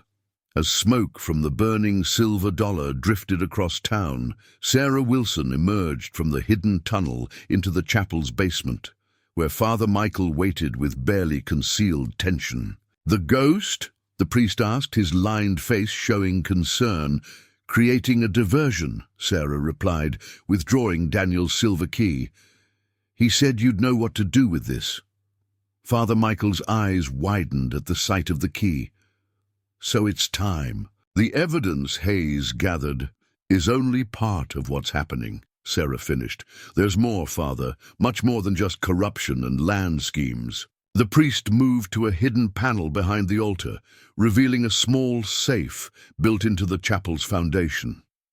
"Michael Hayes came to me 6 months ago, troubled by what he'd discovered. Not just about Morton's judgments or Blackwood's operations, but about a deeper conspiracy."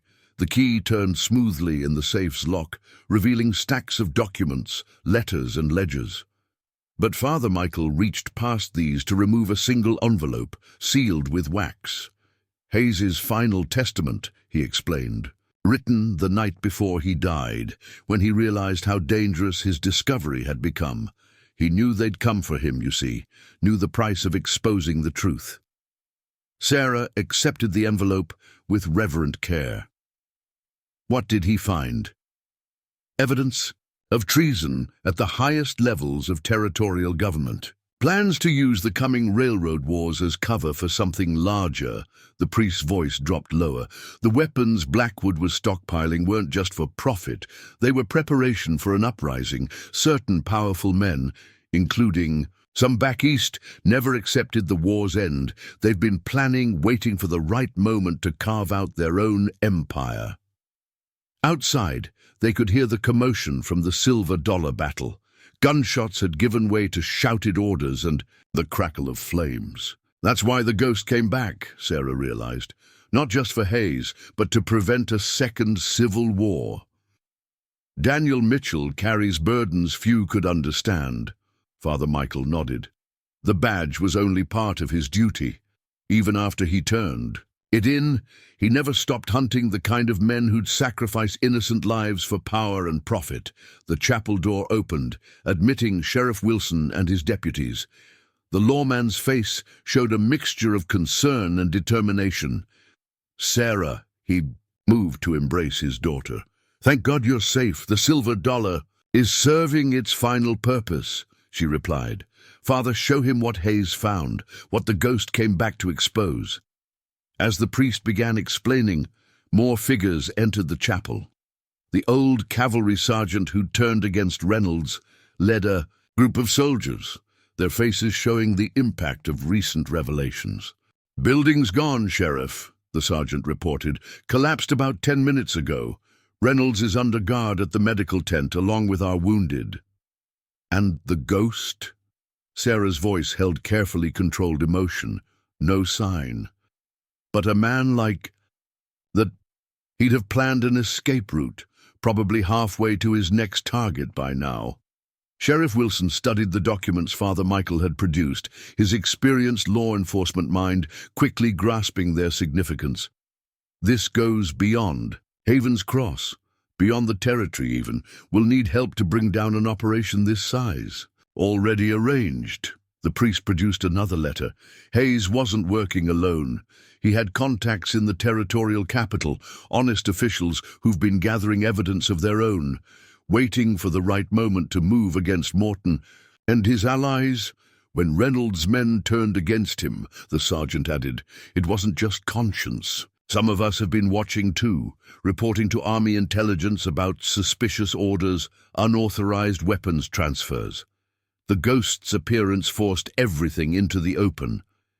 Sarah remembered Daniel's words about legends and justice. He planned this, didn't he? All of it. Used himself as bait to expose Reynolds, to force Morton's organization to reveal itself. Man like that, Sheriff Wilson's voice held grudging admiration. He sees the bigger picture, knows sometimes you have to sacrifice the small victory for the larger war. More townspeople were gathering outside the chapel now, drawn by word of strange happenings. The silver dollar's destruction had shaken Haven's Cross's peaceful routine, exposing the currents of corruption that had flowed beneath its surface. We'll need to move fast, the sergeant advised. Once word reaches Morton about Reynolds and Blackwood, he'll try to cover his tracks. Destroy evidence, silence witnesses. Let him try. Sheriff Wilson's hand moved to his badge. Time for honest men to take a stand. Father, get those documents to the territorial capital. Sarah, I want you to...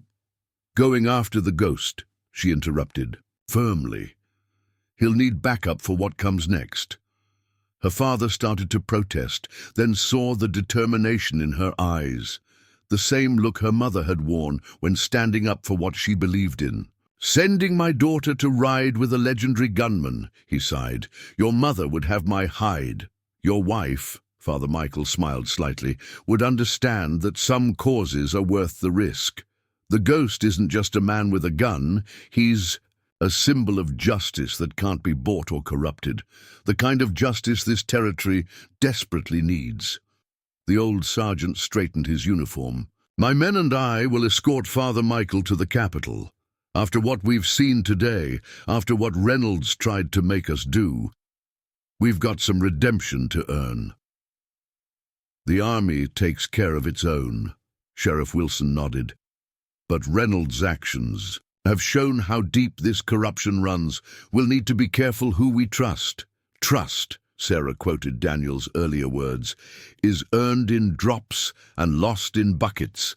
The ghost spent 15 years building his legend, 5 more letting that legend fade so he could get close to men like Blackwood. Everything he did was preparation for this moment. Speaking of preparation, Father Michael withdrew a final item from the hidden safe, a marshal's badge, its silver surface unmarked by age or wear. He left this here months ago. Said when the time came it would serve its purpose again. Sarah accepted the badge, understanding its significance. The ghost had never truly retired. He'd simply found a different way to serve justice. Morton won't be taken easily, Sheriff Wilson cautioned. Man like that, he's got resources, connections, private army of gunmen protecting his interests. That's why the ghost chose Haven's Cross, Sarah replied. Choose this moment. Morton's organization is like a spider's web, complex but fragile. Cut the right strands, and the whole thing collapses, the sergeant finished. Blackwood's death, Reynolds' exposure, they're just the beginning, the real fight's still coming. Through the chapel's windows they could see the smoke from the silver dollar beginning to clear. But other storms were gathering, invisible but no less dangerous. The ghost had started something that couldn't be stopped. A cascade of revelations and consequences that would shake the territory to its foundations. The only question was how many more lives would be sacrificed on the altar of justice before the final reckoning came. Dawn painted the eastern sky in shades of blood and gold as Daniel Mitchell and Sarah Wilson rode north from Haven's Cross. Behind them, Smoke still rose from the ruins of the silver dollar, a dark monument to secrets exposed and alliances shattered. The trail to Prescott wound through rugged country, crossing territories where law held no sway and justice came from. The barrel of a gun, perfect terrain for men with something to hide or something to hunt.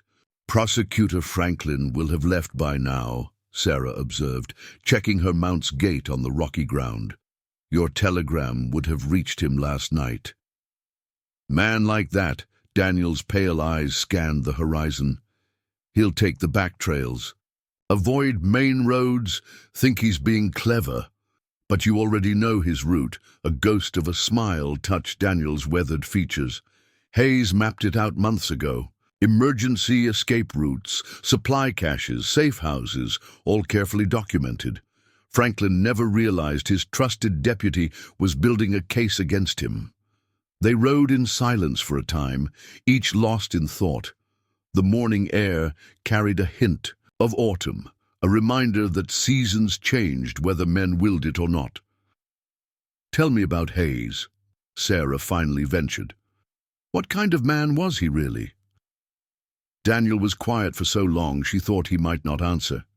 Then, reminded me of myself. When I first pinned on the badge, believed in justice, not just law. Saw the difference between following orders and doing right. That's why you trained him? Trained him to be better than me. Daniel's voice carried old regrets. To find ways to fight corruption without becoming what he hunted. Without letting the darkness change him. A rider appeared on the trail ahead, but it was only the old cavalry sergeant returning from his scouting mission. "Franklin's tracks are fresh," he reported, reining in beside them. 3, maybe 4 hours ahead. Riding hard, but his horse will need rest soon. Taking the Copper Canyon route, Daniel nodded. Just like Hayes predicted. Man's a creature of habit. Same escape plan he arranged for other corrupt officials who needed to disappear quickly. Sarah studied their own trail, noting how careful they were to stay off the main path. "We're not the only ones following him, are we?" "Morton's men will be watching all possible routes," Daniel confirmed, "making sure Franklin reaches safety. It'll be or silencing him if he looks likely to talk. And Judge Morton himself, still in Prescott, maintaining his respectable facade. But he'll have sent his most trusted killers, men like—" Daniel broke off, his posture suddenly alert. "Down!" They dove for cover as rifles cracked from the ridgeline above. Bullets kicked up dust where they'd been moments before. "Ambush," the sergeant muttered, drawing his sidearm. "Professional work. They've got the high ground, clear fields of—" "Fire! 4 men!" Daniel's assessment was precise. Winchester rifles, firing from prepared positions, been waiting for someone to follow Franklin's trail. More shots forced them deeper into cover behind a cluster of boulders. Their horses, well trained, had moved to natural shelter without needing guidance. "You know them?" Sarah asked, checking her derringer.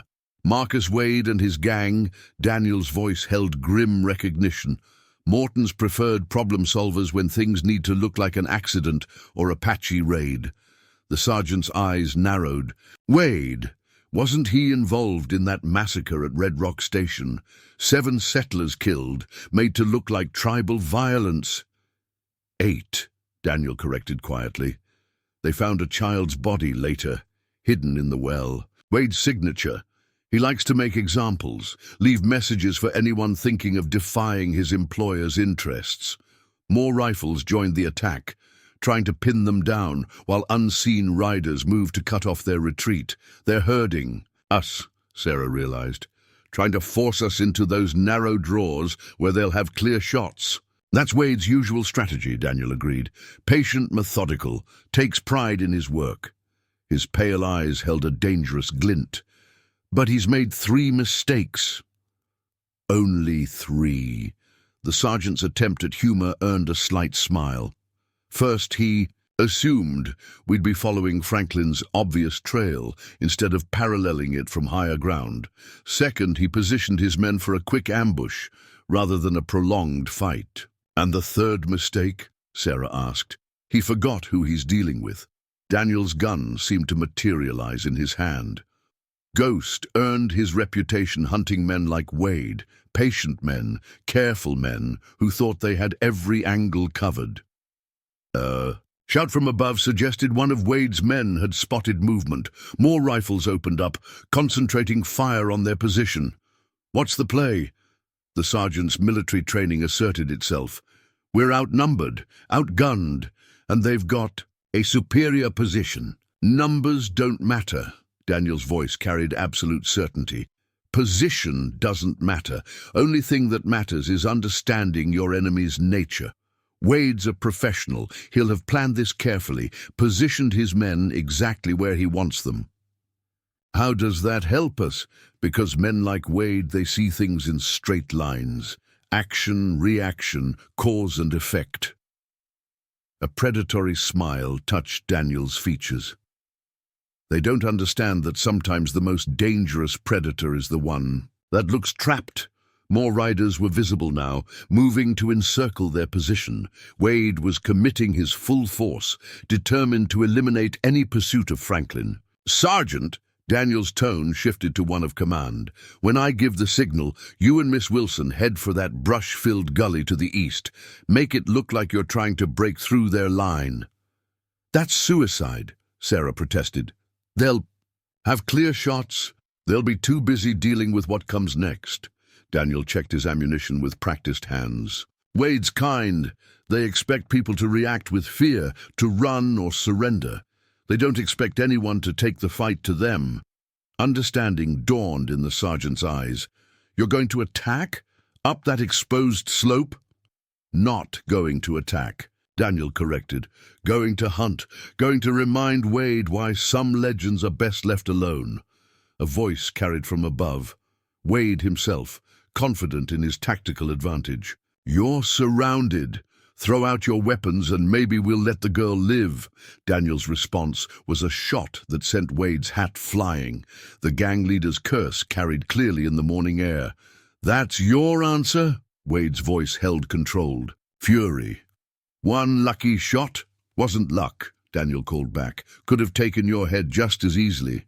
But dead men can't learn from their mistakes. A pause, then. You've got sand, stranger, I'll give you that. But you're still going to die here. Maybe, Daniel agreed, but you'll never see it coming. Ghosts have that effect on men. They never know where death's coming from until it's too late. The name registered.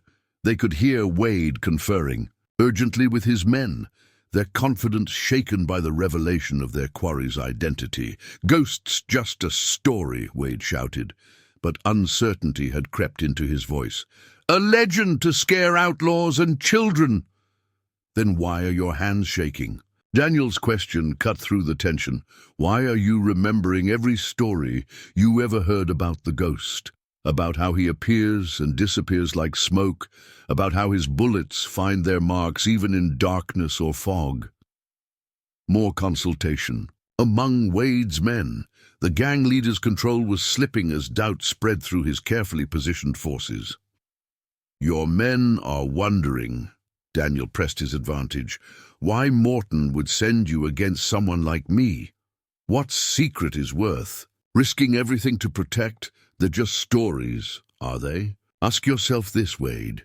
Why would Morton risk exposing his operation? Why commit his best killers to an ambush that could raise questions if it's discovered? Daniel's voice carried across the rocky terrain. Because Franklin knows something. Doesn't he? Something that terrifies Morton more than the prospect of facing the ghost. Sarah and the sergeant had moved into position, ready for Daniel's signal. But Wade's men were already showing signs of uncertainty, their disciplined formation beginning to waver. Think about it, Daniel continued, his words calculated to spread doubt.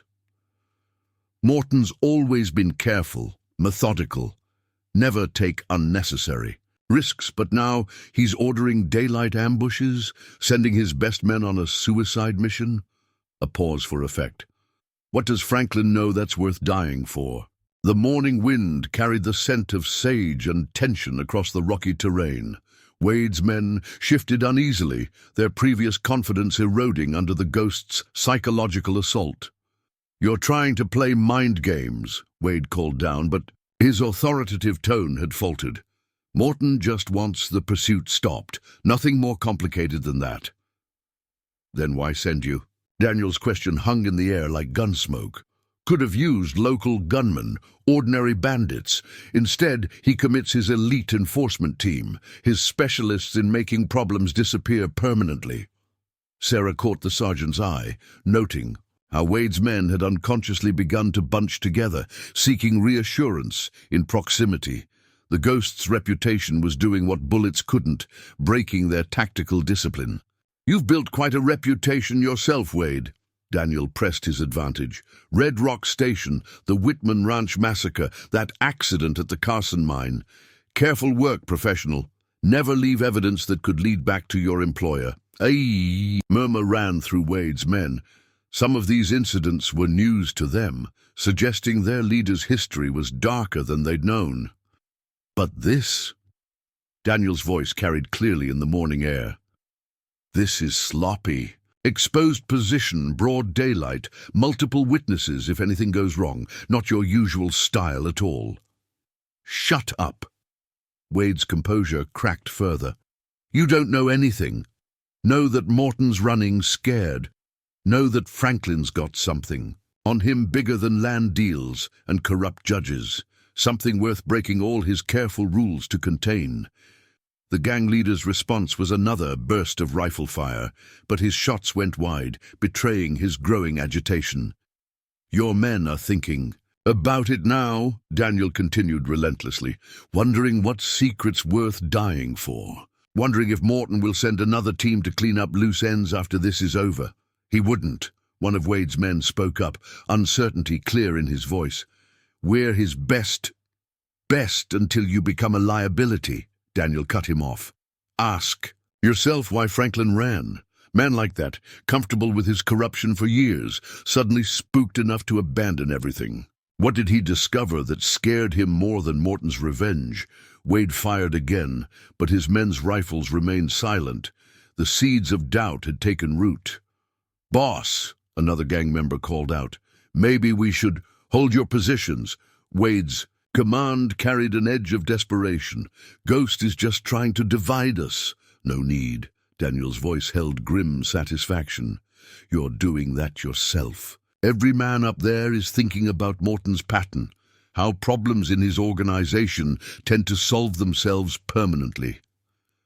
Sarah's hand tightened on her derringer as she caught movement above. Two of Wade's men beginning to edge away from their positions. "Your employer's got a history."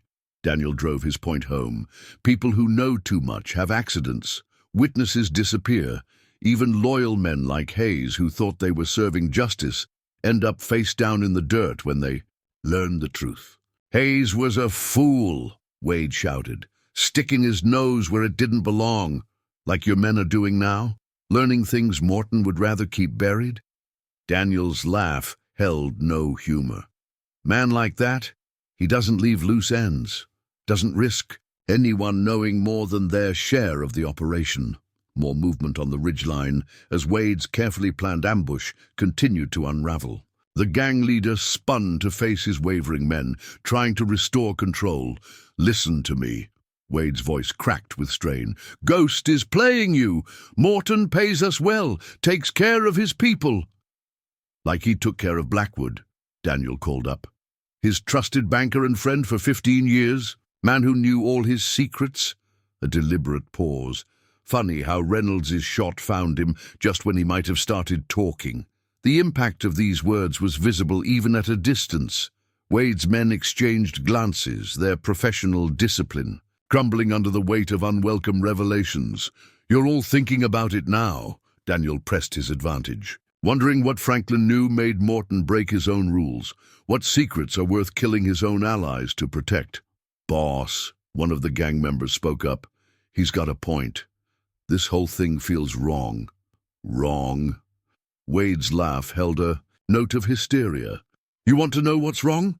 I'll tell you what's wrong." The gang leader's composure shattered completely. as he spun to face the rocks where Daniel sheltered. "You want to know Franklin's secret, Ghost? Want to know what's got Morton spooked enough to burn his own organization? Wade." One of his men tried to interrupt, but the gang leader was beyond caution now. Hayes found letters. Wade's voice carried across the morning air. Documents proving Morton's been playing both sides since before the war. Union officer by day, Confederate spy by night. Man's got blood on his hands that makes my work look clean. Silence fell across the rocky slopes as the impact of this revelation registered. Even Wade seemed shocked by his own outburst, realizing too late the magnitude of what he'd exposed. "Now you all know." Daniel's voice was almost gentle. "Know why Morton's willing to risk everything, why Franklin ran, why are loyal men expendable if they learn the wrong truths." The sound of horses moving out carried clearly, Wade's men making their choice, abandoning their positions rather than die protecting secrets that had suddenly become too dangerous to know. "Wait!" Wade's command fell on deaf ears as his carefully assembled team melted away into the morning shadows. "You can't just—" "They're choosing survival," Daniel observed, "choosing not to die for a man who treats loyalty like a temporary convenience. Question is, Wade, what choice are you going to make?" The morning sun climbed higher over the Arizona territory as Wade's last remaining men vanished into the distance, leaving their leader alone on the ridge.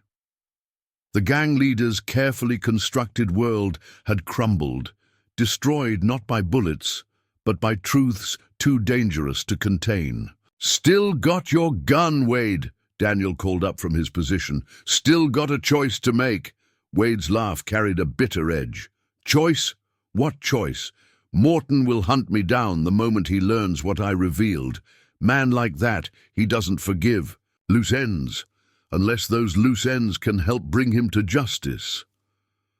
Sarah stepped out from cover, her derringer ready but not aimed. "Tell us everything. Help us stop him, and there might be a way forward." The gang leader's rifle remained trained on their position, but his hands had developed a visible tremor. "You don't know Morton like I do. Man's got connections all the way to Washington, friends in high places who'll never let him face trial." "Those friends," Daniel's voice carried deadly certainty, "are about to learn the cost of protecting him. Hayes' evidence, Franklin's testimony, your own knowledge of the operation, it's all coming out. Question is whether you want to be on the right side of justice when it does." Wade's position on the ridge made him a perfect target, silhouetted against the morning sky. But the Ghost kept his gun lowered, understanding that some battles aren't won with bullets. "Tell us about the letters," the old sergeant spoke up. "The ones proving Morton's treachery during the war. Man was a Union officer." Wade's words carried the weight of dark secrets finally exposed. "Stationed at Fort Lincoln, privy to troop movements, supply lines. Whole time he was passing information to Confederate forces, got hundreds of Union soldiers killed in ambushes." "And after the war," Sarah pressed, "found a way to profit from both sides, used his position to help Confederate sympathizers escape. Justice? Hide their assets, built a network of corrupt officials and businessmen, all working toward the same goal." Daniel's pale eyes narrowed. "The uprising." More than that. Wade's rifle lowered slightly as the full story emerged. "Morton and his allies, they've been planning this for years, using the railroad development as cover to position men and resources. When the territory erupts into chaos, they'll step in with their private army, establish martial law, creating their own kingdom," the sergeant understood, "built on blood and betrayal." "Hayes figured it out," Wade continued, the words flowing now like poison from an old wound. "Found Morton's old correspondence, started connecting the dots. By the time they realized how much he'd discovered, it was too late. He'd already hidden copies of the evidence." Sarah's hand moved to the marshal's badge she carried. "That's why they killed him. Why did Elizabeth have to die too?" "Morton was scared." Wade's laugh held no humor. First time I ever saw real fear in his eyes. Ordered us to tear Haven's Cross apart looking for those documents. But Hayes, man, was smarter than any of us realized. He distributed the evidence, Daniel nodded. Different pieces to different people. Father Michael, Franklin, others we might not even know about yet. Making sure the full story would come out even if he didn't survive. The gang leader's rifle finally lowered completely. You've got no idea how deep this goes, how many powerful men are involved. They'll do anything to keep this quiet. Already doing everything, Daniel corrected. Killing witnesses, burning evidence, sending men like you to eliminate threats. But they've made a crucial mistake. What's that? They've forgotten what real justice looks like. Forgot that some things can't be killed with bullets or buried with money. Daniel's voice carried iron conviction. Hayes knew that. It's why he sacrificed himself to expose the truth. Why did Elizabeth die protecting his legacy? Wade's shoulders slumped, the fight draining out of him. What happens now? Now you make a choice. Sarah stepped forward. Help us finish what Hayes started, or take your chances with Morton's vengeance. One path leads to redemption, the sergeant added. The other, to a shallow grave, Wade finished grimly. Yeah, I know Morton's methods. Use them often enough myself. He studied his rifle for a long moment, then tossed it aside. All right. Ghost, you want the truth? I'll give you everything. Names, dates, locations, every dirty secret I've helped Morton bury. Daniel holstered his gun with fluid grace. Start with Franklin. Where's he really heading? Not to the ranch like you think. That's just the first stop. Morton's arranged passage for him on a ship out of San Francisco. Men's planning to disappear abroad with enough evidence to ensure his former allies leave him alone. When? Ship sails in 3 days. Steam packet called Liberty's Dawn. Ironic considering what's in those documents he's carrying. Sarah's. He quick mind-made connections. That's why Morton sent you to stop us, not just to protect Franklin, but to buy time for him to reach the coast. With proof of treason in his luggage, the sergeant noted.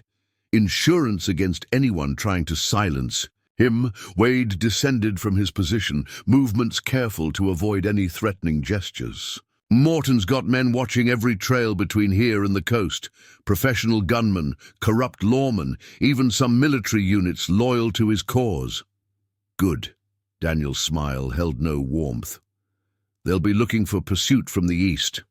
Won't expect us to come at them from a different direction. Understanding dawned in Wade's eyes. The old Apache trails through Thunder Canyon. Hayes mapped them all, didn't he? Every route, every water source, every hidden path that could bypass Morton's watchers. Daniel turned to Sarah. Time to send a word to your father. Tell him to move on Morton now before he learns what's happened here. The sergeant checked his weapon. My men are ready. Just give the word. Dawn tomorrow, Daniel decided. Hit Morton's organization from all sides. Law enforcement in the towns, military units loyal to the government, honest citizens tired of living under corruption's shadow. His pale eyes held deadly purpose. Time to remind them why justice wears a badge, not a price tag. Wade retrieved a saddlebag from his horse, withdrawing a packet of papers. Morton's complete operation. Every contact, every safe house, every corrupt official on his payroll, been keeping records as insurance. Guess today's the day to cash in that policy. The morning wind carried the scent of sage and promise across the rocky terrain. In Havens, Cross and other towns across the territory, forces were gathering, men and women who believed in justice, in the power of truth to overcome corruption. Hayes died believing things could change, Sarah observed quietly. Believing the territory's future was worth any sacrifice. Man wasn't wrong.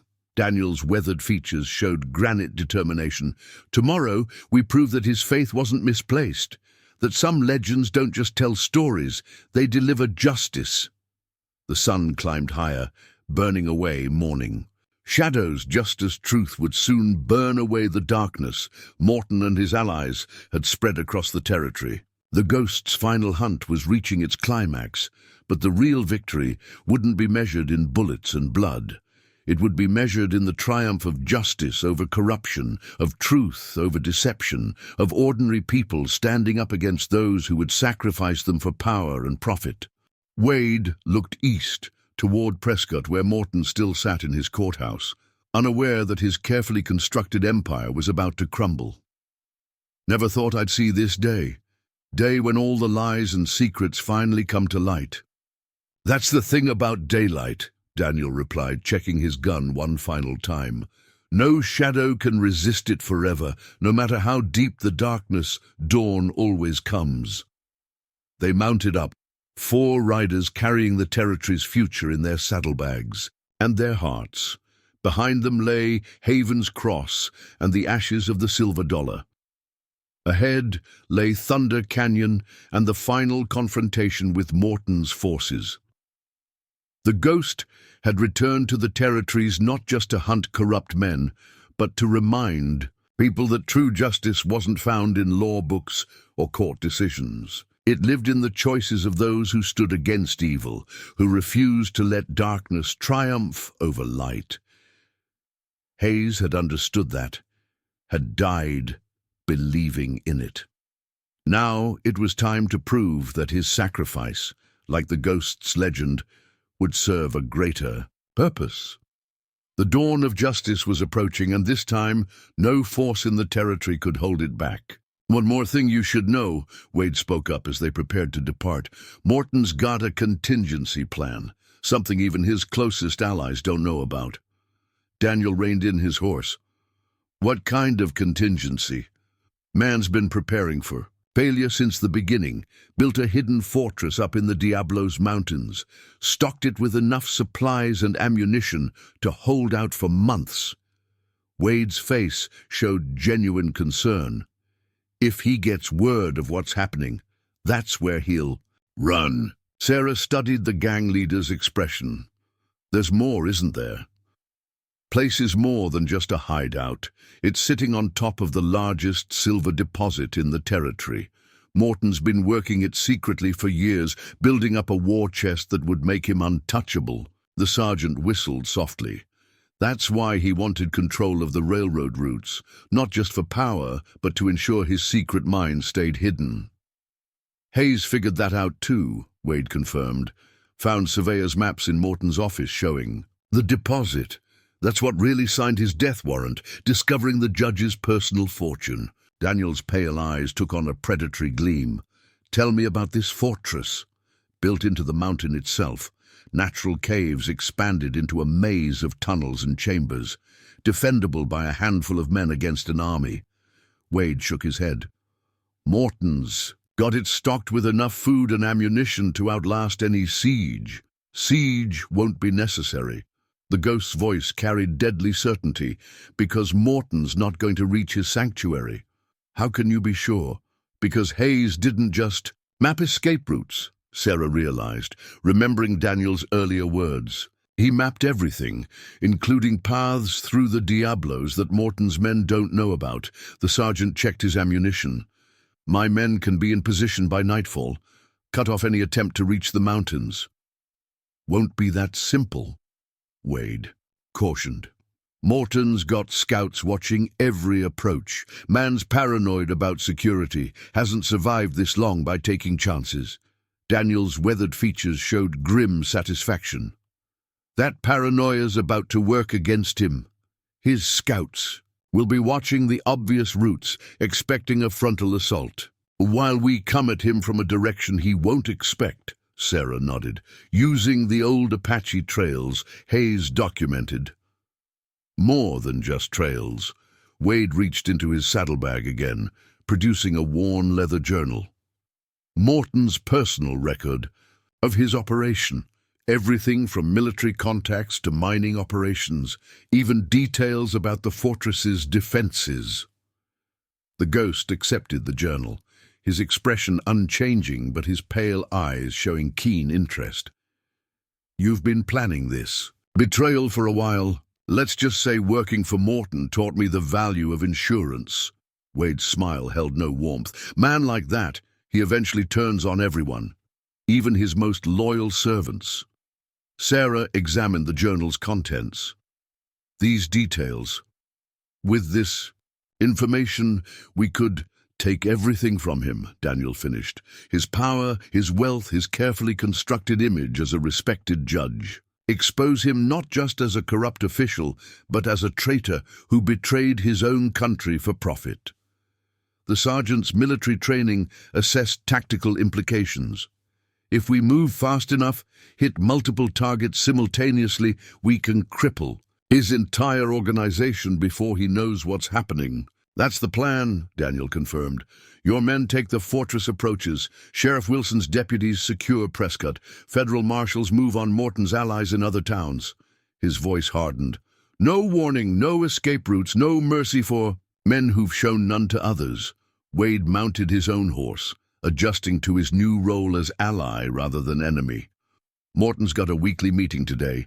Every Thursday at noon, he gathers his inner circle in the courthouse chambers. Discusses operations, issues, orders. Perfect timing, Sarah's hand moved to her derringer. All the major players in one place, except Franklin, the sergeant noted, already running for the coast with his evidence. Let him run, Daniel's smile was cold as winter frost. Man like that, he'll panic when he realizes his escape routes are compromised, make mistakes, probably try to bargain with whatever proof he's carrying. Wade's expression showed new respect. You're not just planning to arrest them, you're going to make them turn on each other.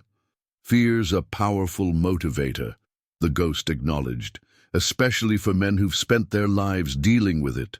Once Morton's organization starts crumbling, every member will scramble to save themselves, offer evidence, name names, expose secrets they've kept for years. Sarah understood the strategy. Like dominoes falling, each revelation leading to more exposures, more arrests, more corruption brought to light. Hayes would have appreciated the irony, Daniel observed quietly.